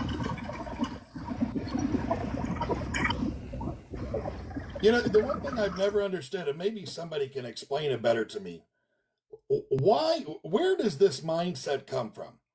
Where does this mindset come from that we should just roll over and take it? I don't understand it. Where does this mindset come from to just bend over and call it a day? I mean, I don't understand it. You don't like something, but we're just going to sit there and complain about it on Facebook instead of maybe coming together as a group, the entirety of trucking, and say enough is enough at some point? Like, why can't people get behind this shit? Well, I think it's the system that's designed. You know, if you start looking into the human, we're all set aside, right? So I'm working for my house, you're working for your house, you know, to pay it off. You're working for your car, I'm working on my car. You know, and there's a separation that there's, and I really see the pandemic was actually a big creation. It's even more what it is. There's only 2 reasons why you come together right now. You come together to laugh, or you come together to cry, and that's out of people. And I think with the mentality that is set right now, it is going to be super hard to break people. But speaking on negative stuff, I mean, it just don't get involved. My mom always said, if you ain't got nothing nice to say, don't say nothing at all. But you know what? Picking somebody up every day and being positive and opening up doors and telling people thank you for doing what they're doing in this industry, that is a positive power that you're going to down the road. You're going to keep it throughout the day and go, man, that guy looked at me and said, hey, you know what? Thanks for lifting me up. I had problems with my wife today, or had a problem with my kid today. That's how you're going to make changes. And yeah, I don't know. TikTok is just keyboard warriors behind the scenes, just beating down on other people. Well, I don't even necessarily say it's just TikTok, Sean, because I'm going to tell you, like, I mean, Charles is all over on, you know, Facebook and everything else. When he does his stuff, he's on YouTube, everything. And he could very easily, with his platform, help put a stop to this by bringing us all together. And instead, he'd much rather sit there and do naysayer stuff. I just don't understand it. And he's supposed to be an advocate in this industry. If you're a fucking advocate in this industry, then why are you a naysayer? That's like, I mean, it just boggles my mind. Well, I think that's where we need to start at, right? I think we need to make a definition of what an advocate is, what an person is going to speak for thousands of people, and let them follow that rule. Because right now, I mean, you got guys that are just all like being negative on anything. That's not a advocate. That's just somebody that's looking out for their own agenda. And we already have that problem in the government already, right? So we got guys that are trying to pass bills to get their agenda accomplished, but these guys don't even have an agenda. They're just all like, hey, you know what?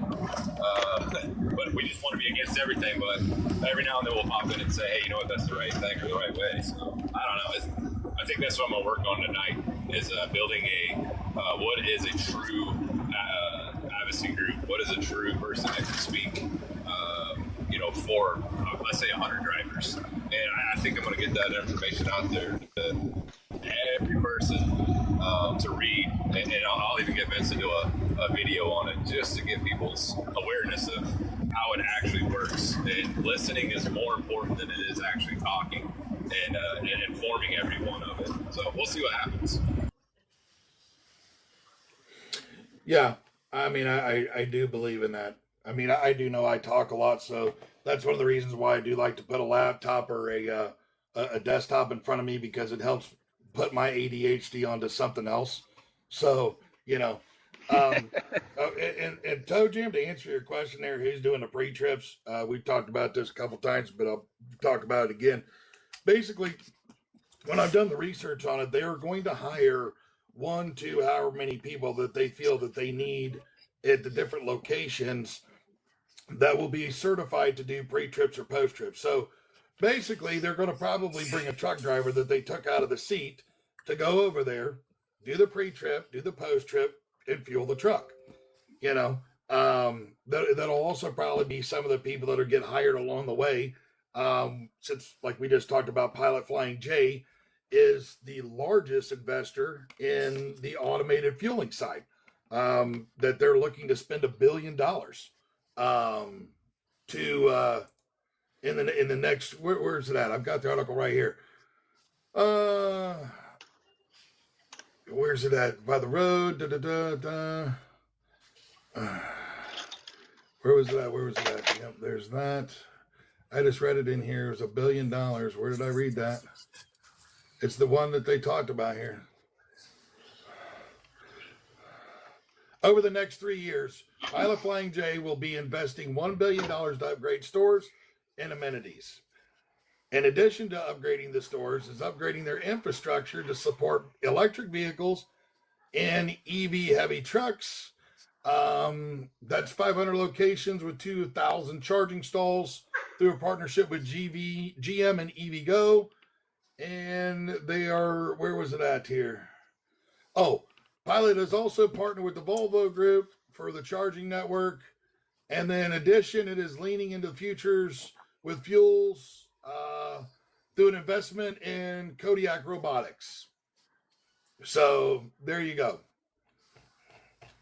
And those people are going to be the ones that are going to be doing all that stuff. So, yeah, it's something else.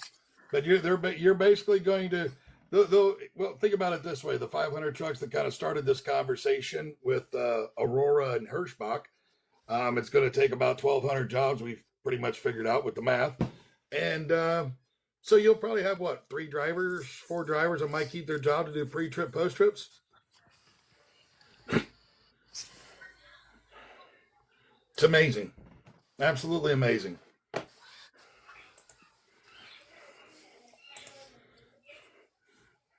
Well, like him asking who's going to do them. I want him to tomorrow morning be in the truck stop, and from 5 a.m. till about 9 a.m., just look out your windshield and tell me how many drivers in a truck that are required to do a pre-trip or post-trip are doing them. Just come back tomorrow, give us a number of how many trucks are there and how many hoods you see go up. Give us that number. I would rather a truck that at least gets fuel once a day or something by somebody else and has somebody there that does the inspection of the parts and everything. You know, I mean, at least it's getting looked at once a day, where these guys that are driving out here now, these trucks don't get looked at until they go back in for a PM next time, because these guys never open the hoods. They don't walk around it. I can tell you right now, Matt and I, this was over New Year's weekend. We were down there in Texas at the TA, and both of us was waiting to deliver on Monday. Actually, I think Matt had to go deliver on Saturday, and then came back. He went to San Antonio and then came back. But of all of the days, because we were getting out of the truck and just kind of hanging out and chit-chatting and all that stuff.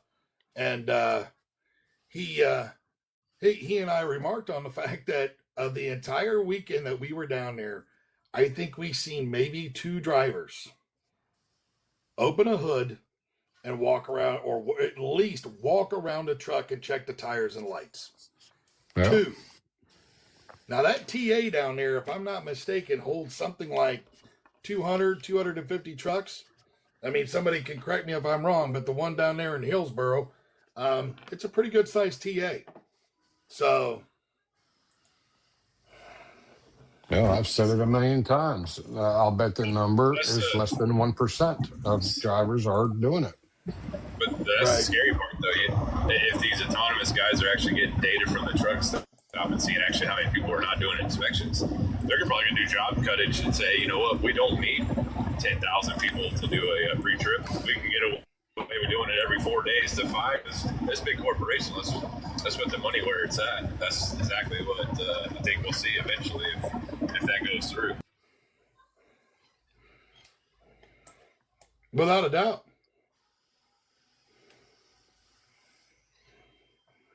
Yep. I mean, at first they'll put where they're getting a free trip twice a day or whatever when they leave.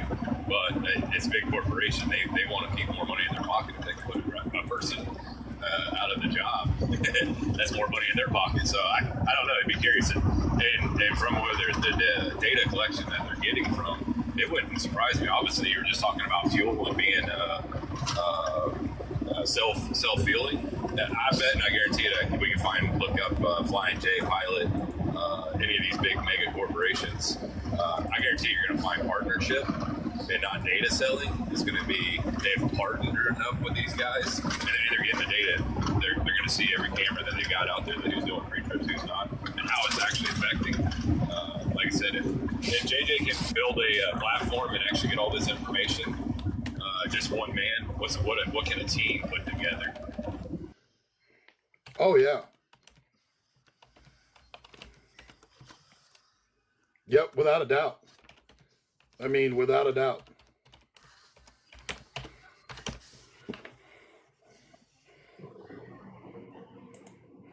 Do not sit on furniture wants to say something. He's in the comments, but he's got a box. Does he got a box? Yes. Mm-hmm. Oh, come on in, Yes, man. I'm up here. Hi, guys. Good. What's up, bro? Hey, how are you? Listen, I want to have this conversation like about the autonomous trucks. I'm a owner operator for 17 years, been a truck driver for 22. So I know the business. I know what it is. So the thing is, like, I kind of like in and out. Like I heard what you're trying to say, but I don't think it's possible to stop progress. I think it would be more beneficial to find a way to, to basically to use it to our benefit, because we are getting replaced. You like it or not, we are getting replaced, just like a lot of people, like in a lot of different other industries, but it's coming. So let me talk about this here. So if you go through and you remove all of the truck drivers from driving trucks, okay? Now, at that point, we already know that we have an overcapacity problem throughout the entire, any industry. This is one of the reasons why wages have stayed stagnant, is because when you had that change of removing the nuclear family in the 70s, and you went from being able to support a family on a single income and had to go to a 2-income household to support a family, what happened there was because you went from where we'll just say you had 5 people going for one job, which allows for higher wages. Now you go out to 10 to 15 people going for that one job. Now it's the same thing that you see with the overcapacity in trucking. When you have more trucks in one area and only so many loads, though, if you don't have more loads than you do trucks and you have more trucks than you do loads, the rate comes down on freight. The same thing happens with wages. If we are removed from the trucks, we're now going to affect the rest of the communities and the other industries, whether it be medical, insurance, construction, whatever. If you remove the 2.8 million truck drivers and replace them all with AI, basically, or automation, Self-driving, yep. You're putting 2.8 more workers into the labor pool, which lowers the rates even more. The wages don't, you now have people that are there that are, they're going to have to go through training and stuff like that, but all that does is put more money in a billionaire's pocket, because they're still going to still do the same prices. That's why prices haven't went down since COVID, because they're still charging the same amount to their customers, even though they're keeping more before they give it to the carrier or the broker. Absolutely. This is the problem. I agree with your point 100%.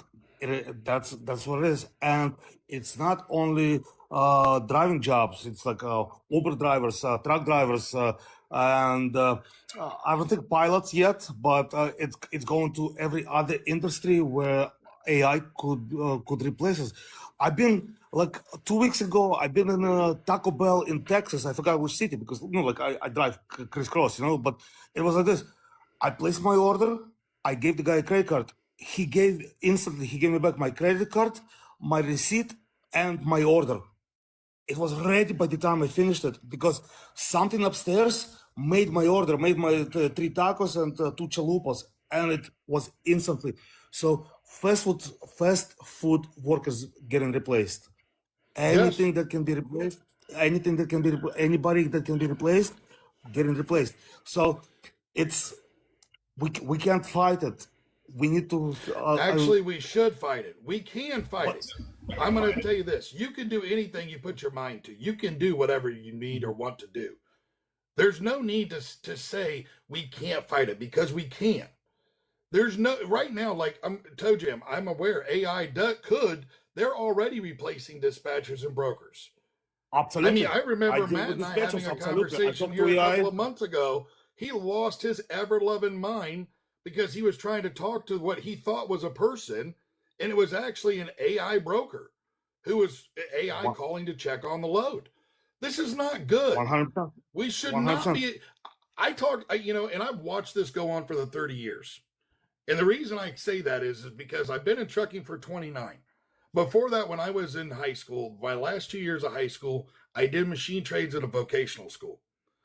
And I was offered a job to go work for a company called Moto Man, which was in the town just south of the town that I was living in at the time.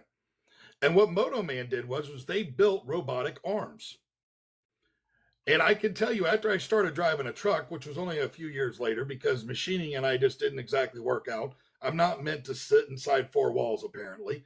But anyways, going out to Kalmbach Feeds, I watched from where they used to have 2 or 3 guys stacking feed bags onto a pallet to those 3 gentlemen losing their jobs and being replaced by a robotic arm and 4 pieces of plexiglass and a metallic frame to hold the plexiglass in.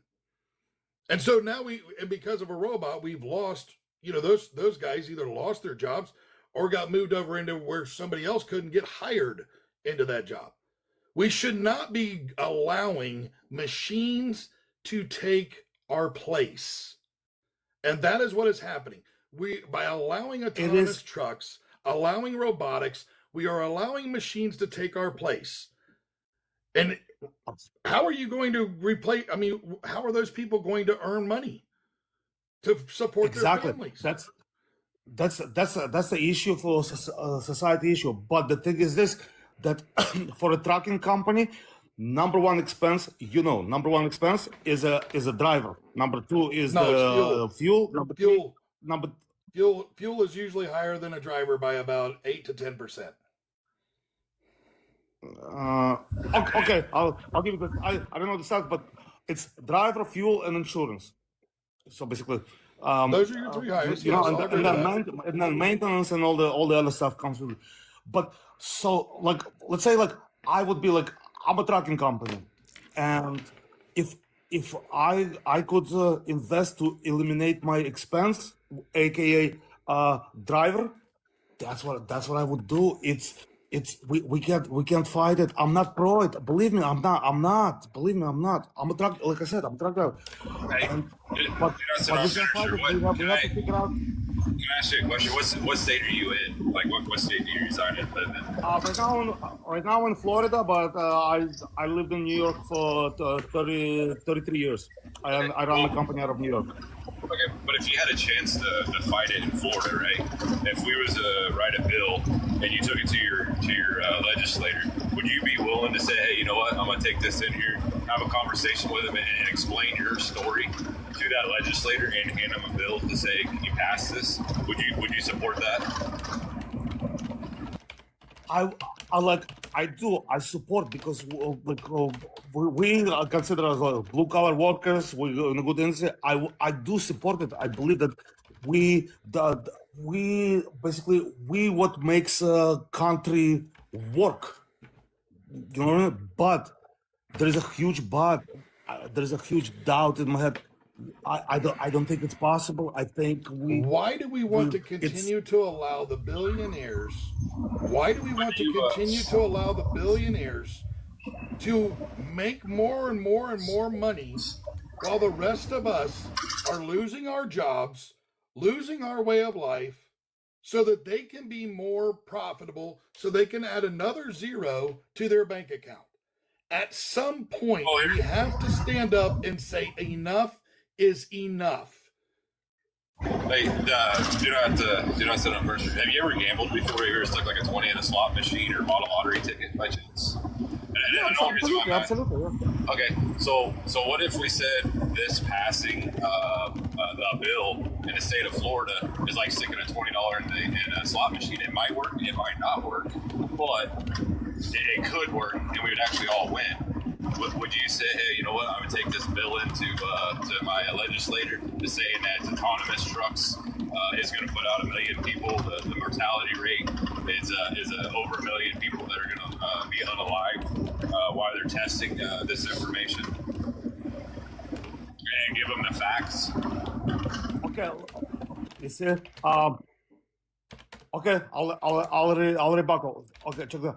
I will support the working man, how I can. And this actually, listen, autonomous trucks been running between New Mexico and San Diego for over decades. It's a thing. But this is a major issue because I actually just started seeing this recently. And the thing is, I will support it. I will present my case. I just don't have the faith. And hold on, wait. Can I get one more minute? 1 more minute, please. 1 more minute, please. I believe that this. You can crucify me for this, but I believe that that autonomous technology is safer than average driver.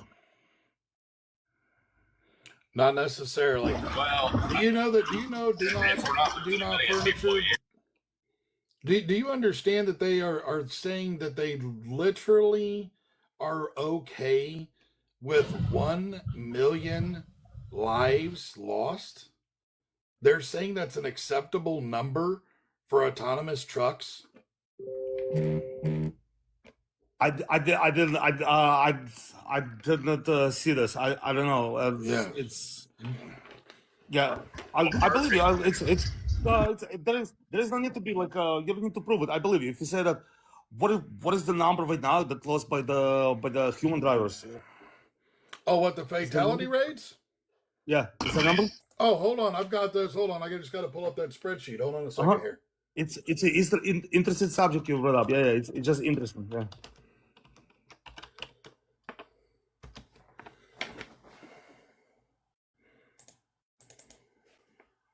And I don't know, million sounds high, but anyway.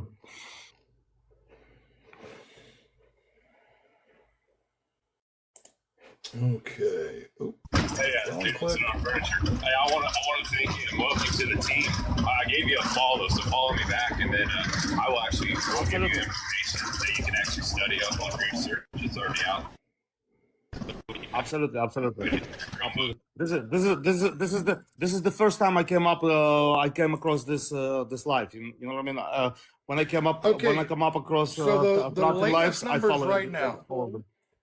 So to bring you up to speed there, the fatalities, because I had this from last, and we only have numbers up to 2023 currently. I mean, I think they were getting ready to release 2024s, but right now the fatalities are only 5,400. U.S. large truck fatalities. It was a little about 4,100 in 2015, 4,369 in 16, 4,761 in 17, 5,018, 5,019, 4,900 in 2020, 5,700 in 21, 22 is 5,900, and 23, 5,472. And then they are saying that it's perfectly acceptable for 1 million a year with having autonomous trucks. That I do not find to be acceptable. It's not acceptable. So this is showing you though how dangerous that these trucks could be if they are saying that up to 1 million lives is acceptable by having autonomous trucks on the road. Million host. I'm not trying to like I said, I have no game in it except as I'm a truck driver. Like million lives. Is there a period or something? Because it's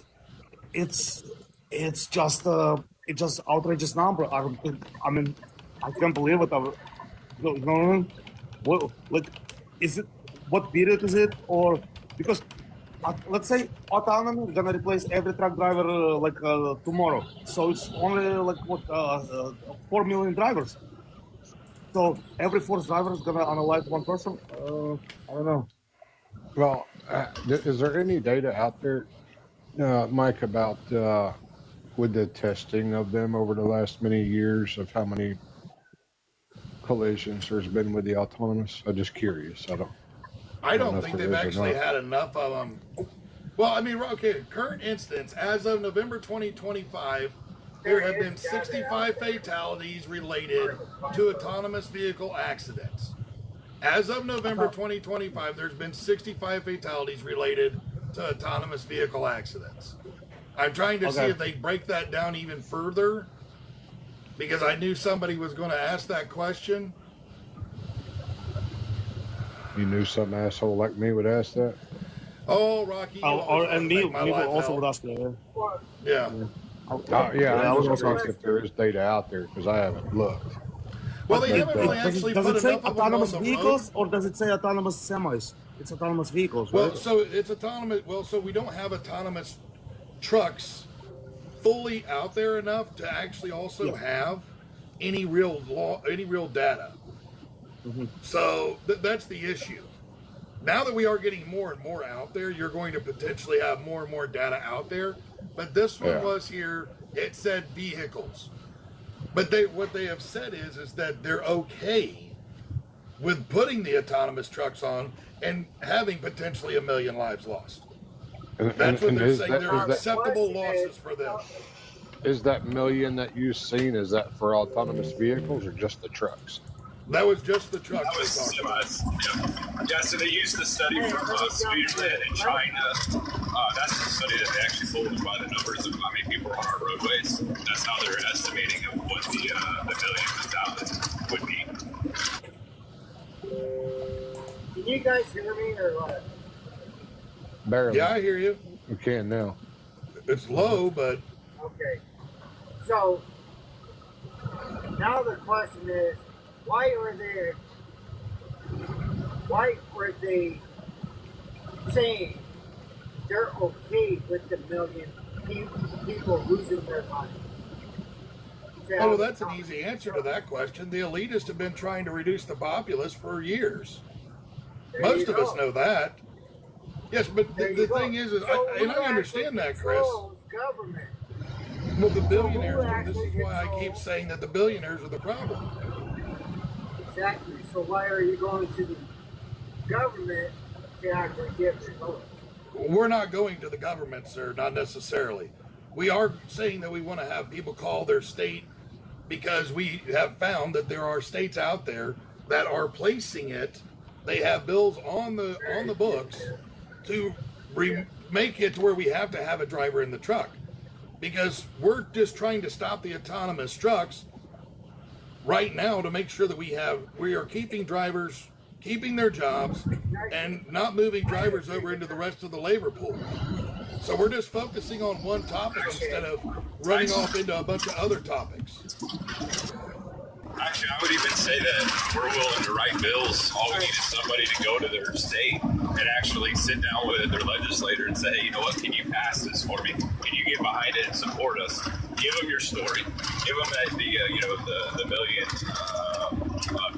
people that are going to be out of job, how it's going to affect you, and take that bill to them. I'll write it. I don't care. If you want to put it, if you're in the state of Hawaii and you want to send it in, I will type it up and type it and get it to you so you can actually pass it to your legislature, because money in this doesn't matter in time.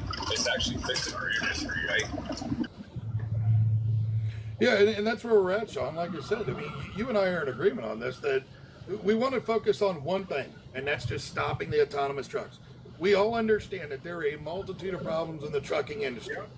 But if we can at least all come together about stopping autonomous trucks and us all losing our jobs to autonomous trucks, then maybe we could, if we can get that movement, we can hopefully gain some traction to go change other things that need to be changed. Because a lot of us want to get over here and we want to argue about brokers. People want to argue about wage and rate floors. People want to argue about hours of service. And I understand there are problems in every aspect of that. And I don't deny that. And I know we all have our own thoughts and ideas on how to fix it. And there's probably going to be hours upon hours of discussions about that. But there seems to be a lot of back push on a lot of those topics. Whereas if we can just all come together that says, hey, we want to keep our jobs as truck drivers, because if we don't keep our jobs as truck drivers, broker transparency doesn't matter, brokers don't matter, hours of service don't matter, how we record those hours of service don't matter. None of that other stuff matters if we can't keep our jobs as truck drivers. You can take all the other 15,000 problems and throw them out the window. Whether fuel surcharge is getting pushed through, whether blah, blah, blah. I see all of that. All of that. And it's like, none of all that other stuff matters if we all lose our jobs as truck drivers to autonomous trucks. So this is where we all at some point have to lay down all the other bullshit. And that's where we're at right now. JJ, Sean, myself, Sam, Rocky, Sarah, Justin, everybody, As I find people, I'm inviting them all to this team's meeting that we're going to have about stopping autonomous trucks on the 25th of May. So you're doing one on the 25th of May? We are doing a Microsoft Teams meeting, sir. Yes, May 25th at 12 p.m. Central Standard Time. If you send me a message on FOPT, bro, on here, and I will send you the link like I'm sending everybody else, buddy. All right. I'll get that done in a little bit. That's fine. And we welcome you with open arms, bro. I will tell you, the only thing we're talking about, though, in that meeting is autonomous trucks. There's no other topics going to be brought up. So I'm going to put this out there. I am a member of FOPT.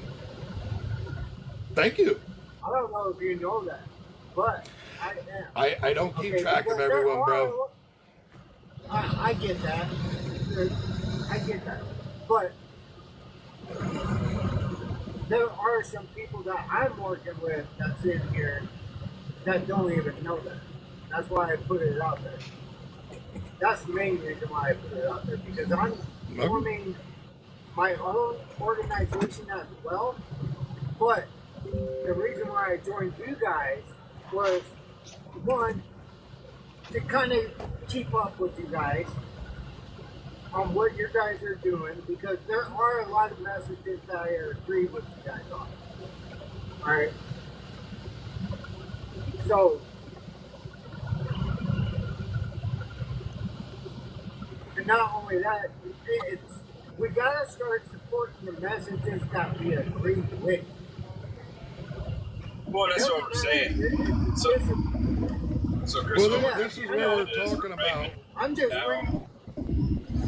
backing. So that's what we're kind of get back in. So Chris, what we're trying to get at is if we fight for autonomous, we all put our swords down. We all say, hey, you know what? We're going to focus on autonomous. You can still work on transparency. You still can work on everything else, but the main focus needs to be autonomous as you're doing it. So you can use transparency. If you're going after transparency, say, hey, you know what? Autonomous must go. It must be stopped. We're going to have to start passing bills. But we do need transparency. You know what I mean? So you can piggyback on. Yeah. Yeah, the biggest problem we have, though, right now, looking at this, is that all of that other stuff that we talk about, and, I've looked at it, and reading that article that I read that came out on the 30th, and that's when I read it, about how Hirschbach and Aurora came together for 500 trucks to be put on the roadway in 2027 to run from Fort Worth to Phoenix. And I realized that That's 500 truck drivers that are out. And then when I really started looking at it, and you look at, okay, Hirschbach's drivers, when you look at their MCS 150, their drivers are averaging 100,000 miles a year. Now I understand, and I say average because there are drivers that are obviously doing more and some doing less. They're local or whatever the problem is or case they have with their job. But what I look at is one of those autonomous trucks don't ever have to stop. That autonomous truck can run 24 hours a day, 7 days a week. It doesn't have to abide by hours of service regulations because computers and machines don't get tired.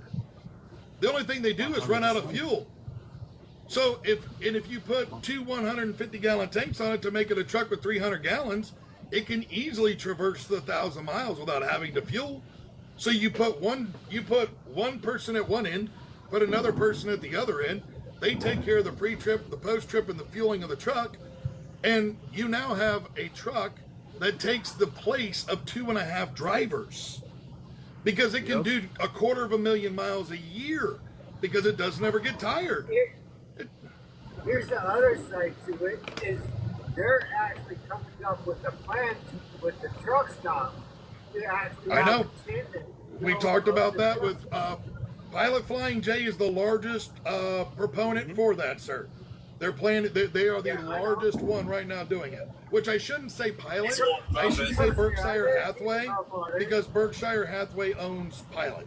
It's actually Berkshire Hathaway that's doing it because they're the ones that own Pilot. So, but if you look into Berkshire Hathaway, what's that? Host, I just want to say something. Like, but you see, like the fight. It is the things you mentioned: the driver fatigue, medical, the compliance, the hours of service. You see, all those things that you mentioned. Those are the benefits that the companies that gotta apply this gotta win. So it's. I don't think it's. We don't let them win. So we don't let benefits. them win. It's a winner. No. So it don't really benefit them when you're putting 1 million people's lives in jeopardy. That's 1 million sheriffs knocking on families' doors saying, "Hey, you know what? Your son, your kid, your daughter, it could be yours. It could be you." The sheriff's going to go knock on your door and say, "Hey, I want to apologize, but an autonomous vehicle just unalived you or unalived your wife." So that is the problem. It don't matter anything about compliance and pre-trips or anything else. What the big picture is the unalived people that they're saying that's okay. That's all right. We're going to get the technology. So we're really putting a number on your head. How much are you really worth? That's what you got to ask yourself. How much am I worth? Am I worth $1 million to my family, or am I worth $150,000? Because insurance company, I don't know if you guys ever had to deal with stuff like that. Your kid's not worth very much money. They say your hand's worth $5,000, a finger's worth $10,000. That's all easy money. So I mean, you got to look at the big picture of what the bad is versus the good. And like you're saying, okay, yeah, compliance level and everything else, that's great, that's perfect. But life's not perfect, right? We can always fix a truck if a tire goes flying off into a ditch and hits a tree, right? But we can't fix a tire if it flies off and unalive somebody. So if you look at our rates at $5,400 a year right now, that's nothing. I mean, look at 1 million. That's crazy. Right, but you see, like you arguing like those tires flying off, and somebody in the chat was putting out like a flatbed who's gonna check the load securement. It's all like done by sensors and cameras these days already. It's the technology is out there. It just required us to do it as a drivers because it's FMCSA DOT regulations. That's why we still do it. But they will buy it, they will change it, and they will put those trucks in. I have a really good question here. It goes for everybody. Rocky might be able to help me out with this. If I word this wrong. How would you feel if you took your personal car to a mechanic shop? At a mechanic shop. Can you hear me now? Is that better? A little better. Yeah. All right. If you take your car to a mechanic, shop, and that mechanic shop figured out how to become autonomous, right? Just to do the tires. Let's say just the tires. your daughter, your kids are in that car. Your tires fall off when you're doing 70 miles down the interstate. Who do you blame? Who's responsible? Who's accountable for that? It'd be the Now, shop. keep in mind, It'd be the same people they keep in blame mind- now. It'd be the It's same not- one. hold I had on to- now, I had hold to- on now. It's the same people. Hold on, wait, I don't stop. want Can I the finish tires to what I'm saying? Can I fall off. stop? Because the medical miles that roll Can the I- wrong person. I just don't want them to fall Bless off. America. Can I finish what I was saying, please? Because you're not letting me finish. Now, these big billionaires, right? All of their stuff is in a trust. So you can't touch them. They won't go to jail for it. There's nobody held accountable for it. Point blank. So yeah, you can blame the shop, sure. But who are you going to blame? There's nobody in it. I'm just saying, that's the same thing with trucking. You're asking to take a driver out that is accountable for his actions, that has a conscience. When he sees that vehicle in front of him and he's like, oh shit, I'm going down grade. I'm doing 60 mile an hour and I can't stop. He's going to figure out a way to move. Now, that autonomous is probably going to say, fuck it, run him over. I'm just saying. Listen, I mean, I know. it's common sense to that. And that's what I say. I know you. This is where Justin, this is where I know I'm you just say gonna that, say this. Justin. But Well, but Justin, hold on. I see Look, this in so- human error every day. Do you know how many times I have gone and replaced studs and hubs for local tire companies here in Jacksonville because the tech left the lug nuts loose on the damn trailer doors? Do you know how many I times But see, you here's the see thing, that? though. So it'll be the same Yeah, but here's the thing, though. The insurance Here's the company thing, will pay though. out I its can go to max that liability tires- limit. And you can send that technician to jail, though. That technician can be held liable for him leaving those studs or lug nuts loose for a wheel off. It is Could a be, but chargeable that almost offense. never happens. It Is that is. all you're looking for somebody to That's blame? because nobody pushes it. No, it's not looking for somebody to blame. No, it's how much is All your right? money worth? How But much are you somebody worth? has to be held Yeah, accountable. let me ask you this. Let me ask any of you here this, because I'm gonna just say I'm gonna go here with Justin on this one, and I'm gonna say this because I'm willing to, and I will lay a large amount of money on this, that there is not a single loved one of anyone on this panel right here that they would be willing to give up for any amount of money. I wouldn't. Would you be willing to give up your wife or your daughter or But your that's all son you or your get when you grandson have a for lawsuit. any amount That's of all money? you get now, though. That's all you get now is some money when something Okay, like well, that can we- happens can- when you so sue the insurance let's- company. But see, This is the but thing. see, and We that's don't the need- thing that this is where we need to look at this, though.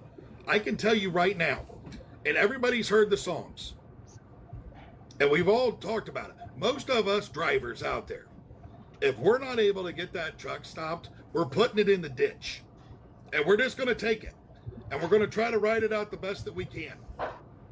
An autonomous truck is not necessarily going to do that. I do not see them putting programming in that truck to that if it cannot stop, that it's going to put itself in the ditch. It's probably just going to keep going straight right between the lines, and it's going to run over whatever it runs over. That is where I look at, and I have to say, that's not acceptable to me. Sam literally has told a few people, he already knows. If it ever comes a time, if I ever have a problem going down a road, and I were to have a medical emergency or something, I'm putting the truck in the ditch. If I am still conscious, the truck's going in the ditch before I hurt someone. But is the Thomas truck gonna Also, stop if it blows a tire or something like that? Are they gonna really actually stop, or they're gonna keep on going? Yeah, it'll stop. It'll have tire pressure monitoring systems, just like a lot of modern trucks Yeah, now. but if you driven blow by up, humans. but if you blow a steer, what's gonna happen? Well, I gotta pull up my previous. It You will don't have react somebody better. hold- The computer won't overreact like a human driver does and slam on the brakes and put himself in the woods. That's what happens when you blow a steer tire now. These guys panic and they get on the brakes and they go to the woods. The autonomous computer won't overreact. Oh, yeah. I know. I'm like, Here's I'm the a, security side of it. I'm going to say this. Here's the I'm going to security- say this because I am so. This is the part that absolutely irritates me so much. Absolutely so much. And how we have to argue and not come together about the fact that we don't want autonomous trucks on the road? Why do we have to argue about the facts and the figures and whether or not if a truck's going to pull over or whether? Do you want autonomous trucks or not? All that No, we don't. bullshit But that I'm everybody's thinking with talking logic, about. Mike. I'm not just talking on feelings, okay, like most people are. They're talking about their feelings. I'm thinking with logic. I know that the computer can react differently than a human can. It doesn't Yeah, have but feelings. I It don't. will know what But to I do. still don't feel like it's I safe. don't want the trucks. I do not want the trucks, but thinking logically, the computer will not overreact and step on the brakes. It will know what to do when it loses a tire. That's my point. Have you never seen any of your computer that you've ever worked on at home go haywire? Because mine does all the time. And I've Yes, got a brand new but HP. but I do a lot more stupid things than my computer does. Human error. Yeah, This but is I'm just more saying, logic I've seen for that you. computer go problematic very quickly. I've seen ECMs fry going down the road.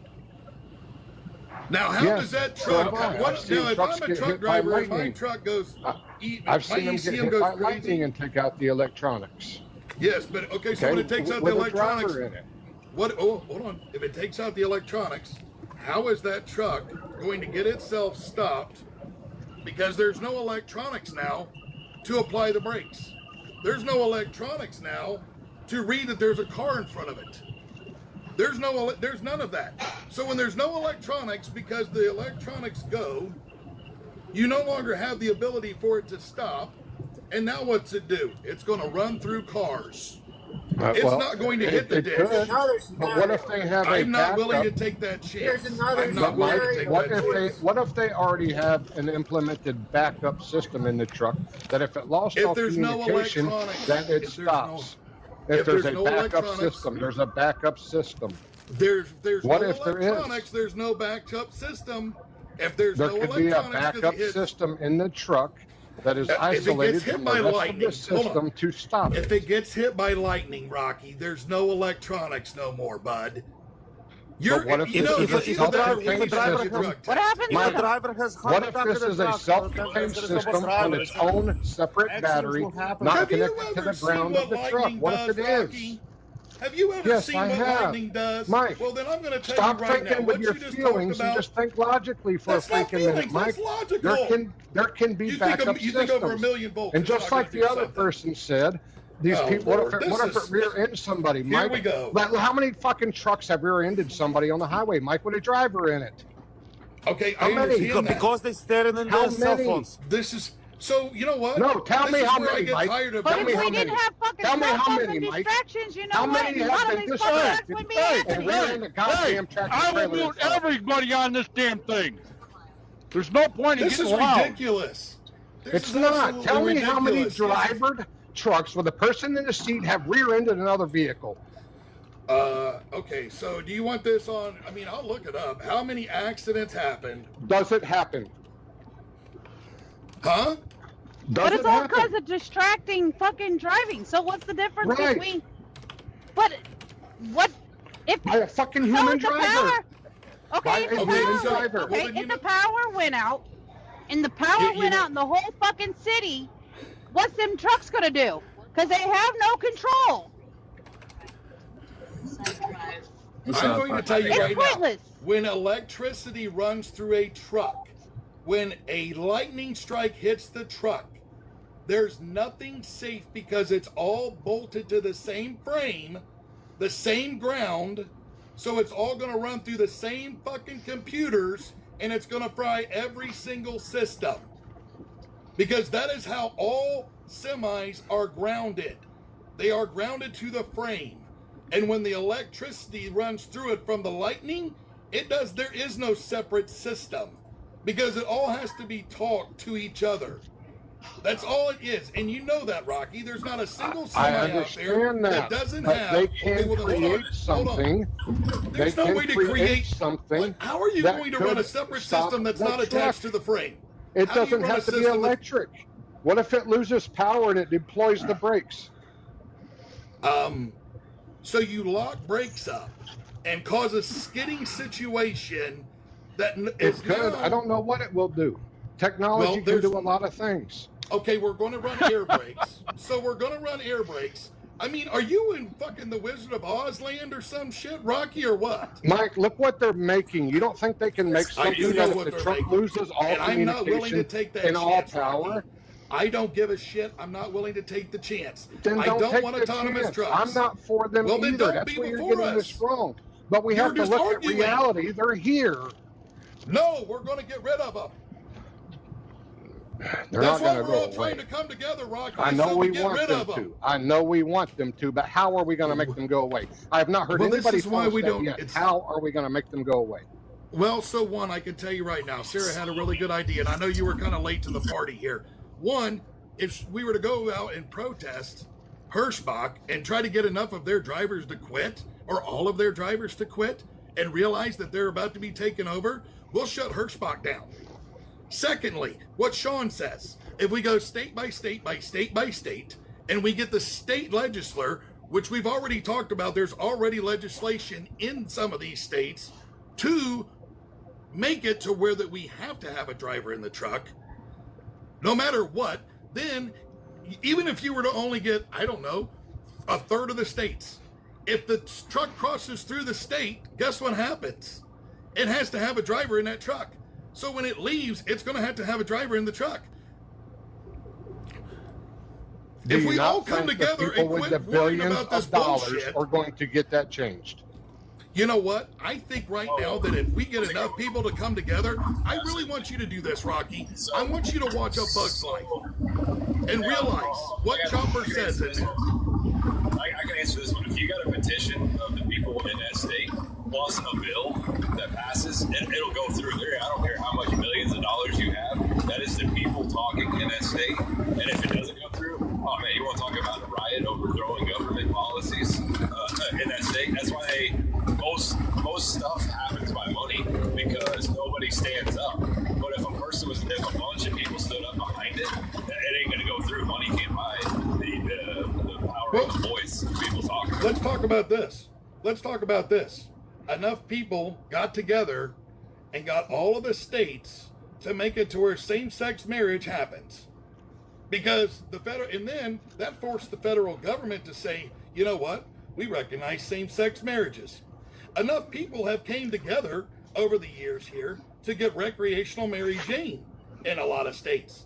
And once enough states go through and have that recreational ability, the federal government will then be once again forced to do something about it. So it already has happened. Any money. And they didn't spend much money. All they did was just got a bunch of people gathering it out and getting the right people involved with writing what they needed to write.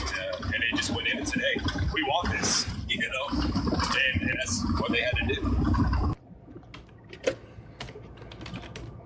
So yes, I know enough of us coming together, if we push this hard enough and we get enough of us to come together and we get enough states pushed to where that they bring these, they go through and bring these legislative bills to fruition, then guess what? You can't run a truck through the state without having a driver in it. And then if we go through and we get enough states to do it, the federal government will go, yep, that's kind of what that one's going to have to be. We're going to have to codify that, and we're going to have to say, you know what? Any commercial motor vehicle must have a driver in the seat. And then at that point, guess what happens? It's now codified. And since it's codified, that's law. That's a congressional act. That makes it law, not rule or regulation, law. And we all know it's tough to get them fuckers to reverse that stuff. Look at the recent one that they just did with the women, right? And the kids in their stomach.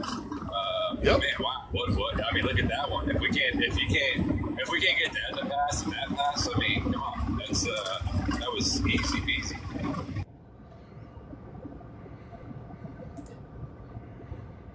So right now, I just looked it up to answer your question. It's tens of thousands of rear-end crashes is what they're estimating. It's 18 to 25%. I knew I was going to say, but I did not want to say what it was, just in case if I was wrong. But I knew that number. Yeah, it says large trucks are involved with roughly 400 to 500,000 total crashes, and 18 to 25% of all commercial truck crashes are rear-end wrecks. Now, So what are we doing how many about of those that? are? Well, how many of those though are swoop and squats? How many of those are swooping squats? Because it doesn't I'm talk sure about some both. are, but Mike, I can tell you by riding up and down the interstates that these guys are tailgating cars and other I'm trucks aware. within 20 feet of their damn bumper I'm aware. every day I watch long it. with a freaking human in it. I watch that, but the thing of it is this. I'm not willing to allow an autonomous truck to take my job or any of my brothers or sisters that are out there on this highway's jobs. I am not going to sit idly by and let that bullshit go on. I don't want to see them take truck driver jobs. I don't want to see them take retail store people's Then jobs get like with they us and have, get or behind warehouse us. jobs like they have, or anything else. I don't want to see Well, them then why taking don't you anybody's just get job. with us and get behind us and try to figure out a way to stop it instead of bringing up the other bullshit? I think he is behind us. He's just saying facts over feelings. He's saying, hey, you know what? This is I'm just bringing up real stuff, Mike. I'm Well, just. I understand that there's accidents that happen, Rocky. That doesn't have anything to do with autonomous trucks and us stopping them. I think he's That just wasn't- saying, hey, you know that what? wasn't So really the based- same question also- keeps coming up. I haven't found the. I'm trying to find the article where y'all said they're predicting 1 million crashes for the autonomous, because everything that I'm finding that the public is going to search and look at says we're going to reduce fatalities in the U.S. by over 30,000. So I can find it. I'll send it to you. The same question keeps coming up. What are we going to do about the driving, right? So what we're going to do about the driving, what we need to do about the driving, we need to tell them that we need to stop the autonomous trucks and provide better training for our drivers. That's what we need to do. Hey, Mike. So give the millions of dollars to autonomous and give the $1 million to training. How about that? And I wasn't basing what I said. I wasn't basing what I said on feelings by any means. I was basing it on accountability. Because yeah, my feelings can play into that, sure. You know, because when I lost my son, we tried to sue a doctor. You know what? They covered that up and swept it under the rug bill. So I mean, it's not based on feelings. It's just based on accountability. I got a buddy of mine that's serving. He's serving 10 years in prison right now for a wheel loose in California. And I mean, California is a little bit stricter than the rest of the states, I believe, on them laws. But he was just a tire technician. Now he's in jail for manslaughter. So, Yeah, it happens every day though by humans also. That's my point though, Justin. Is yes, I the understand robot that, can but there's have the nobody to problem, hold. but the humans have these problems also. But the robots have less problems because look at every auto manufacturer in the United States, around the world.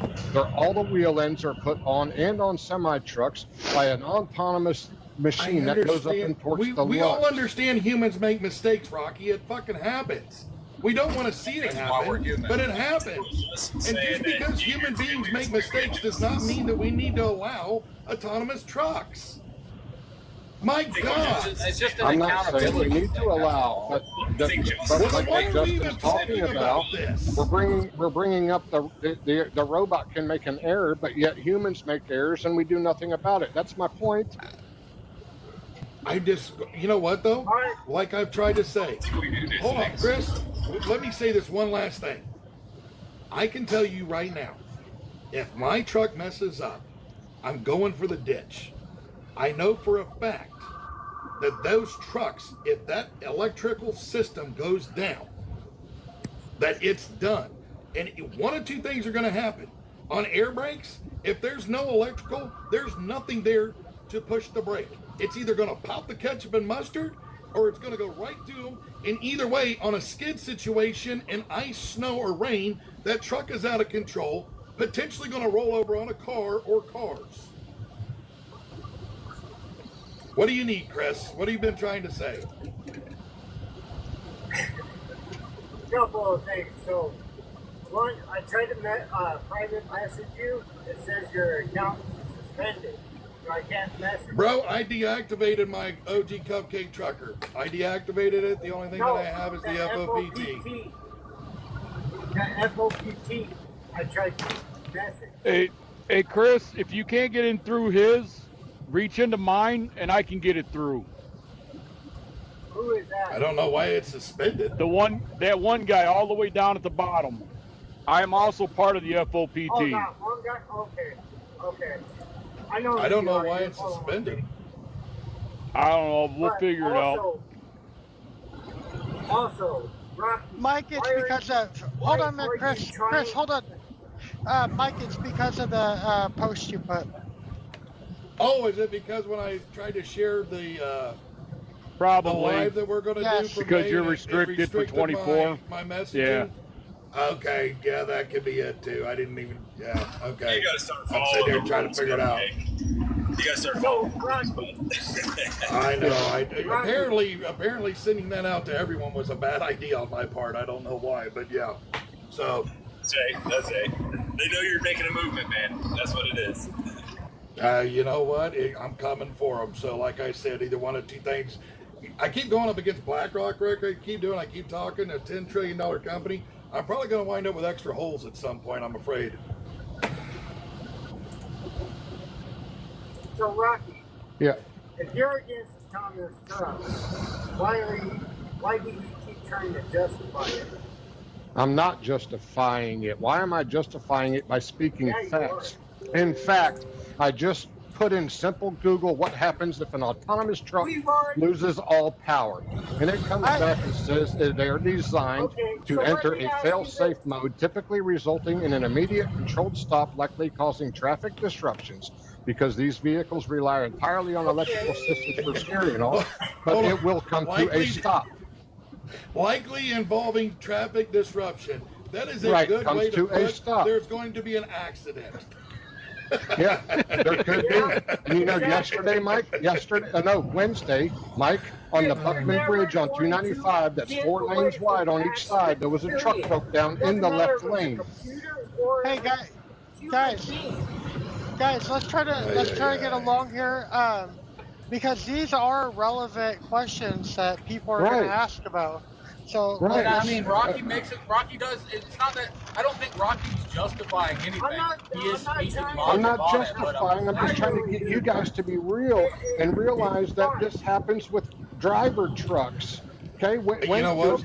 Wednesday morning, there was one broke down in the left lane on 295 on the west side of Jacksonville, a semi-truck with a driver in it with no triangles out. Okay, and I'm going to tell you right now, I don't.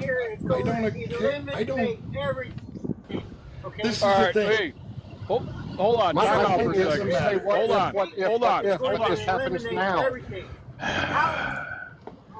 Why do we have to sit here and argue about removing autonomous trucks? Because I'm that's not what we're arguing. doing. I'm just trying putting to a little justify- pushback hold on the statements that are being made, Mike. I don't need. You guys are know what? saying, If you're what gonna if? support it, you don't And push all back I'm on saying is, what if it happens now? I'm going to refer to this. Stop autonomous trucks. Protect drivers, protect jobs, protect communities. Hey, all right, hold on real quick. Hold on, Sean. Hurt Your Feelings down there says, you guys sitting here talking about it will not change this. People be trying to change for years, nothing. Mike, would you like to sit there and explain what this here's for and what we plan on doing? Because apparently people coming in here aren't up to par. We're wanting everyone to come together here to stop autonomous trucks. The reason why we're wanting everyone to come together here and stop autonomous trucks has to do with the fact that we do not want to see our fellow brothers and sisters lose their jobs, nor do we want to see the communities that we serve on a daily basis see a huge influx in the labor force. Because when you take the 2.8 million drivers out of trucks and you put them in the labor force, that creates a huge wave. And what that will do is drive wages down in the communities, because now you have a larger labor force to choose from. And we do not want to see neither of those things happen. We don't want to see the men and women that are working now in other fields have to fight harder just so that a autonomous truck or another robot can take the job of a human being. I've watched this go on for 30 years. I have said this story many a times about how I went to the vocational school in high school and was offered a job after completing a machining degree at Moto Man, which was a robotics company. And it was going to be machining and welding and manufacturing robotic arms and robotic entities. And those same robotic entities, after I realized that machining was not my forte, I watched take many of jobs in factories. I'm watching it happen right now to men and women in ports, because we are seeing robotic yard dogs in the ports. It's already happening. I've been watching this go on in Ohio since 2016. In 2016, there was a company called Auto, which became Uber. But Auto was up on US 33 in Ohio, moving trucks and trailers on 33 autonomously. Now, I did have a driver in the seat, but they were already allowing the truck to be self-driving to go back and forth for Honda. That right there started in 2012. They put a truck on the road in 2016. This has been going on for 10 or 12 years. Now we are seeing a company called Hirschbach sign a contract with Aurora to put 500 trucks on the road around 2027 to go from Fort Worth to Phoenix, potentially costing another 1,200 jobs. Not acceptable to me. I don't give a shit if there are other drivers out there that make mistakes. I am a human being and I make a mistake at least 3 times a day in my life. Most of them are not intentional. Because I can tell you, many of the times that when I've done the construction thing and I've blown out my thumb or finger with a framing hammer, it was not intentional, I promise you. Because the little tinkle that happens sometimes when you blow out a finger, it's not fun. But it's still a mistake made. That does not mean that because I made a mistake or that other drivers make mistakes, that I want to see them lose their jobs. I don't think anybody's in here has said anybody wants to see anybody lose jobs. You're trying I'm just to being justify real because other if you people's go, mistakes. no, if you You're go to trying the to government and justify say we don't because want them because they could stop in the lane, they're going to Well, come you know back what? and We've say, already well, got this is how legislation many started. vehicles stopped in the lane with actually, drivers. I'm watching legislation happen right now, Rocky, that had nothing. We haven't even talked to them, and they're already doing legislative acts to stop it. And So- nobody has said shit about it yet, too. So it hurt your feelings. What he didn't tell you is that this live is just a communication. We are taking on May 25th, having a Teams meeting to discuss the next step in going and attacking the issue. This is just one step to getting to that meeting. When we get that meeting, we've got an agenda. When we do after that meeting, we'll sit there and start working from it. So no, this may not be doing something, but we are trying to do something down the road with it all. Okay, now can I answer Rocky's question real quick? Rocky,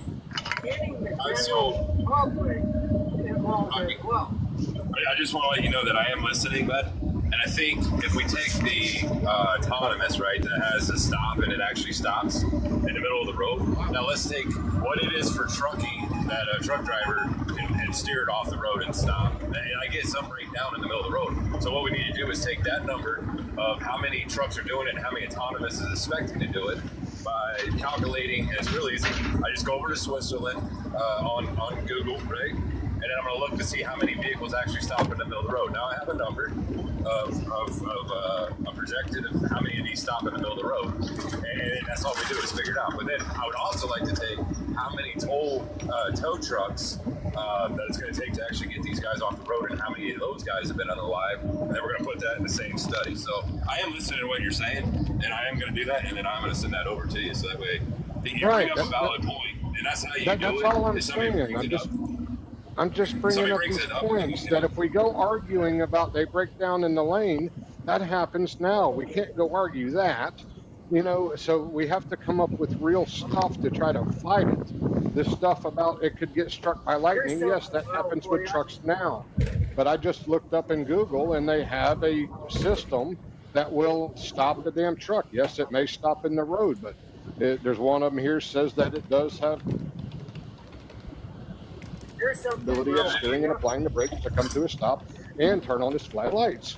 So, you know, so some of these arguments that we have, I'm just trying to be real, and you know, I just logical, and I try to think without emotions, because when you think with emotions, you don't think about this other stuff that's already happening. Hacks into all these systems to attack America. What's going to stop the I don't know. I don't know what safeguards they have in place. I have no idea. Yeah, as you say, here's the deal, Chris. We don't know.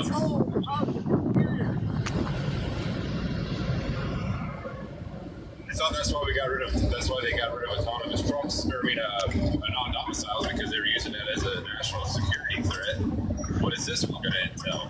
What study do we use to say, hey, if the systems was hacked into, how do you control that? And you know what? The answer's already been asked. That question has been asked in front of Congress, in front of their highway infrastructure. There were several of them that they had to go through meetings. And you know what the answer was? Well, we're trying to work on that. We're trying to figure out how we can lock and secure our database. But as of right now, they've only had a couple threats that may have got into. So you can't. Sooner or later, they're going to find a way around that security. Well, that's the thing. If you look at, what was it, a few years ago, they said China, Russia, they don't know who it was, actually hacked into the fuel system and shut all our fuel lines down. I mean, that was just a small stepping stone of what other countries can do to ours. And you got to look at that. You got to use that data and say, hey, you know what happened. Look what they can do to our power grids now. They could shut it down. They could shut down all of our internet. They could shut down all of our communication by hacking. They can. There's tons of stuff. What are they going to do? I don't know. That's above my pay grade. At this point, though, all I care, I don't really care about all of this. What all I care about is just stopping autonomous trucks. What I care I just about want to hear how we're our, going to stop them. Well, I've tried to say that. We're going to go to our state representatives and state senators with bills or without bills, or just request them, or there's already a half a dozen states right now, 7 or 8 states that already have bills on the legislature to stop an autonomous truck without a driver in it. All we have to do is support those bills that are already there. If we can get a few others, 4, 5, 10 other states to do the same thing, we've now covered, a third of the country. You keep pushing. How many bills have been passed, though? They have the bills, but how many have been passed? Okay, so let's see here. I just sent that over. Where am I at? Okay, I'm sorry. May I say something real quick? You said supporting the bills are already out there. Okay. What are the bills? One. And second, there's the thing. They can put triangles on the road. They can put triangles on the road, but they don't care. They're gonna be pushing them anyways, right? Okay, so what are you talking about? That's the thing. We're just talking. We're not finding a real agenda how to address this. So right now, California has AB 316. California has AB 316, which is going to require a human. New York, the Senate bill requires a human on anything weighing over 10,000 pounds. Arizona has SB 1466, same thing. North Dakota has HB 1614, same thing. Indiana has a legislation that's been introduced to require a human operator. Colorado has HB 26-1286 to restrict or ban driverless trucks, period. Alabama also has legislation requiring a human. If I may, we can't even communicate. If we get those we can even communicate with each other. We can even communicate with each other. So we can can't I even finish communicate. answering my question? Yeah, go ahead, sir. Thank go you. ahead, go right ahead. Thank you. So those are some of the bills that are out there right now. Kentucky. Let's see here. Where are we at? Nope, too far. California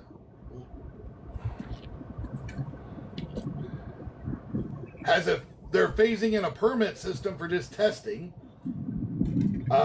Kentucky has a bill currently that requires a human operator that is set to expire in July, but they have another one on the books, HB 223, to permanently require a human. Minnesota has HF 3810 and SF 4014 to ban driverless trucks unless the human's in it. Illinois has the same thing, which is SB 3392 and HB 5103. You have Delaware, which has SB 46. So let's see here. We have 1, 2, 3, 4, 5, 6, 7, 8, 9, 10, 11, 12. We have 12 states right now that have bills that are in their Congress trying to require that. Now, we also have states that have made it very hard for autonomous to operate due to the fact that, like, California has a $5 million required liability minimum. Kentucky has a $5 million minimum. New Jersey has a $5 million minimum. Alabama has a $2 million minimum. The rest, Virginia, Florida, and Arkansas, well, I should say Virginia and Florida are $1 million, and Arkansas is anywhere from $750,000 to $5 million minimum insurance, minimum liability insurance. So right there, So for we the have 12 insurance states part, that have it on there. the All I care about insurance at this part, point, I I'm going to don't, look I at don't is see the big carriers having a problem with that because most of them with their self-insured and all that anyway. But I so understand that, but we have Exactly. 12 they'll states. eat that. What that'll hurt We have is the 12 small states guy right that now. wanted to buy them. Right. Well, So we most got, of our small guys aren't, but we have 12 states that either one, which Kentucky does have legislation there, and they're wanting to renew the legislation, but we have 12 states that are trying to do this, that require a human being, already on the books, that it's in Congress. 12 states. So if we get everybody in those states to call their state representatives or senators, because those are the ones that actually live next door to us, not our federals. And that's where you actually get the movements going, is in the state level. So start calling, and you know what? If you're in one of those states not mentioned, why aren't you calling your state representative or senator and wanting to know why they're not bringing a bill forward to require a human being? I mean, it's that simple. well, Why are you not? We have 12 other states. and I will do that here for Florida. Okay. But then my question will be, what if the states, they can't have jurisdiction over the federal interstates, and the federal government says that we can run these trucks on the interstate, but not Actually, on the state states roads or have that. county roads? Actually, the states already do. That's why there's like I can answer Puco that and one. Ohio So- can pull any truck over.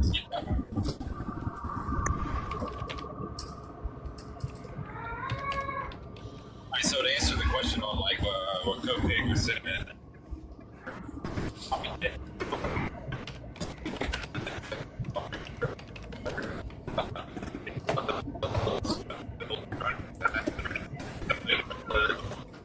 You're cutting You're out. R2D2.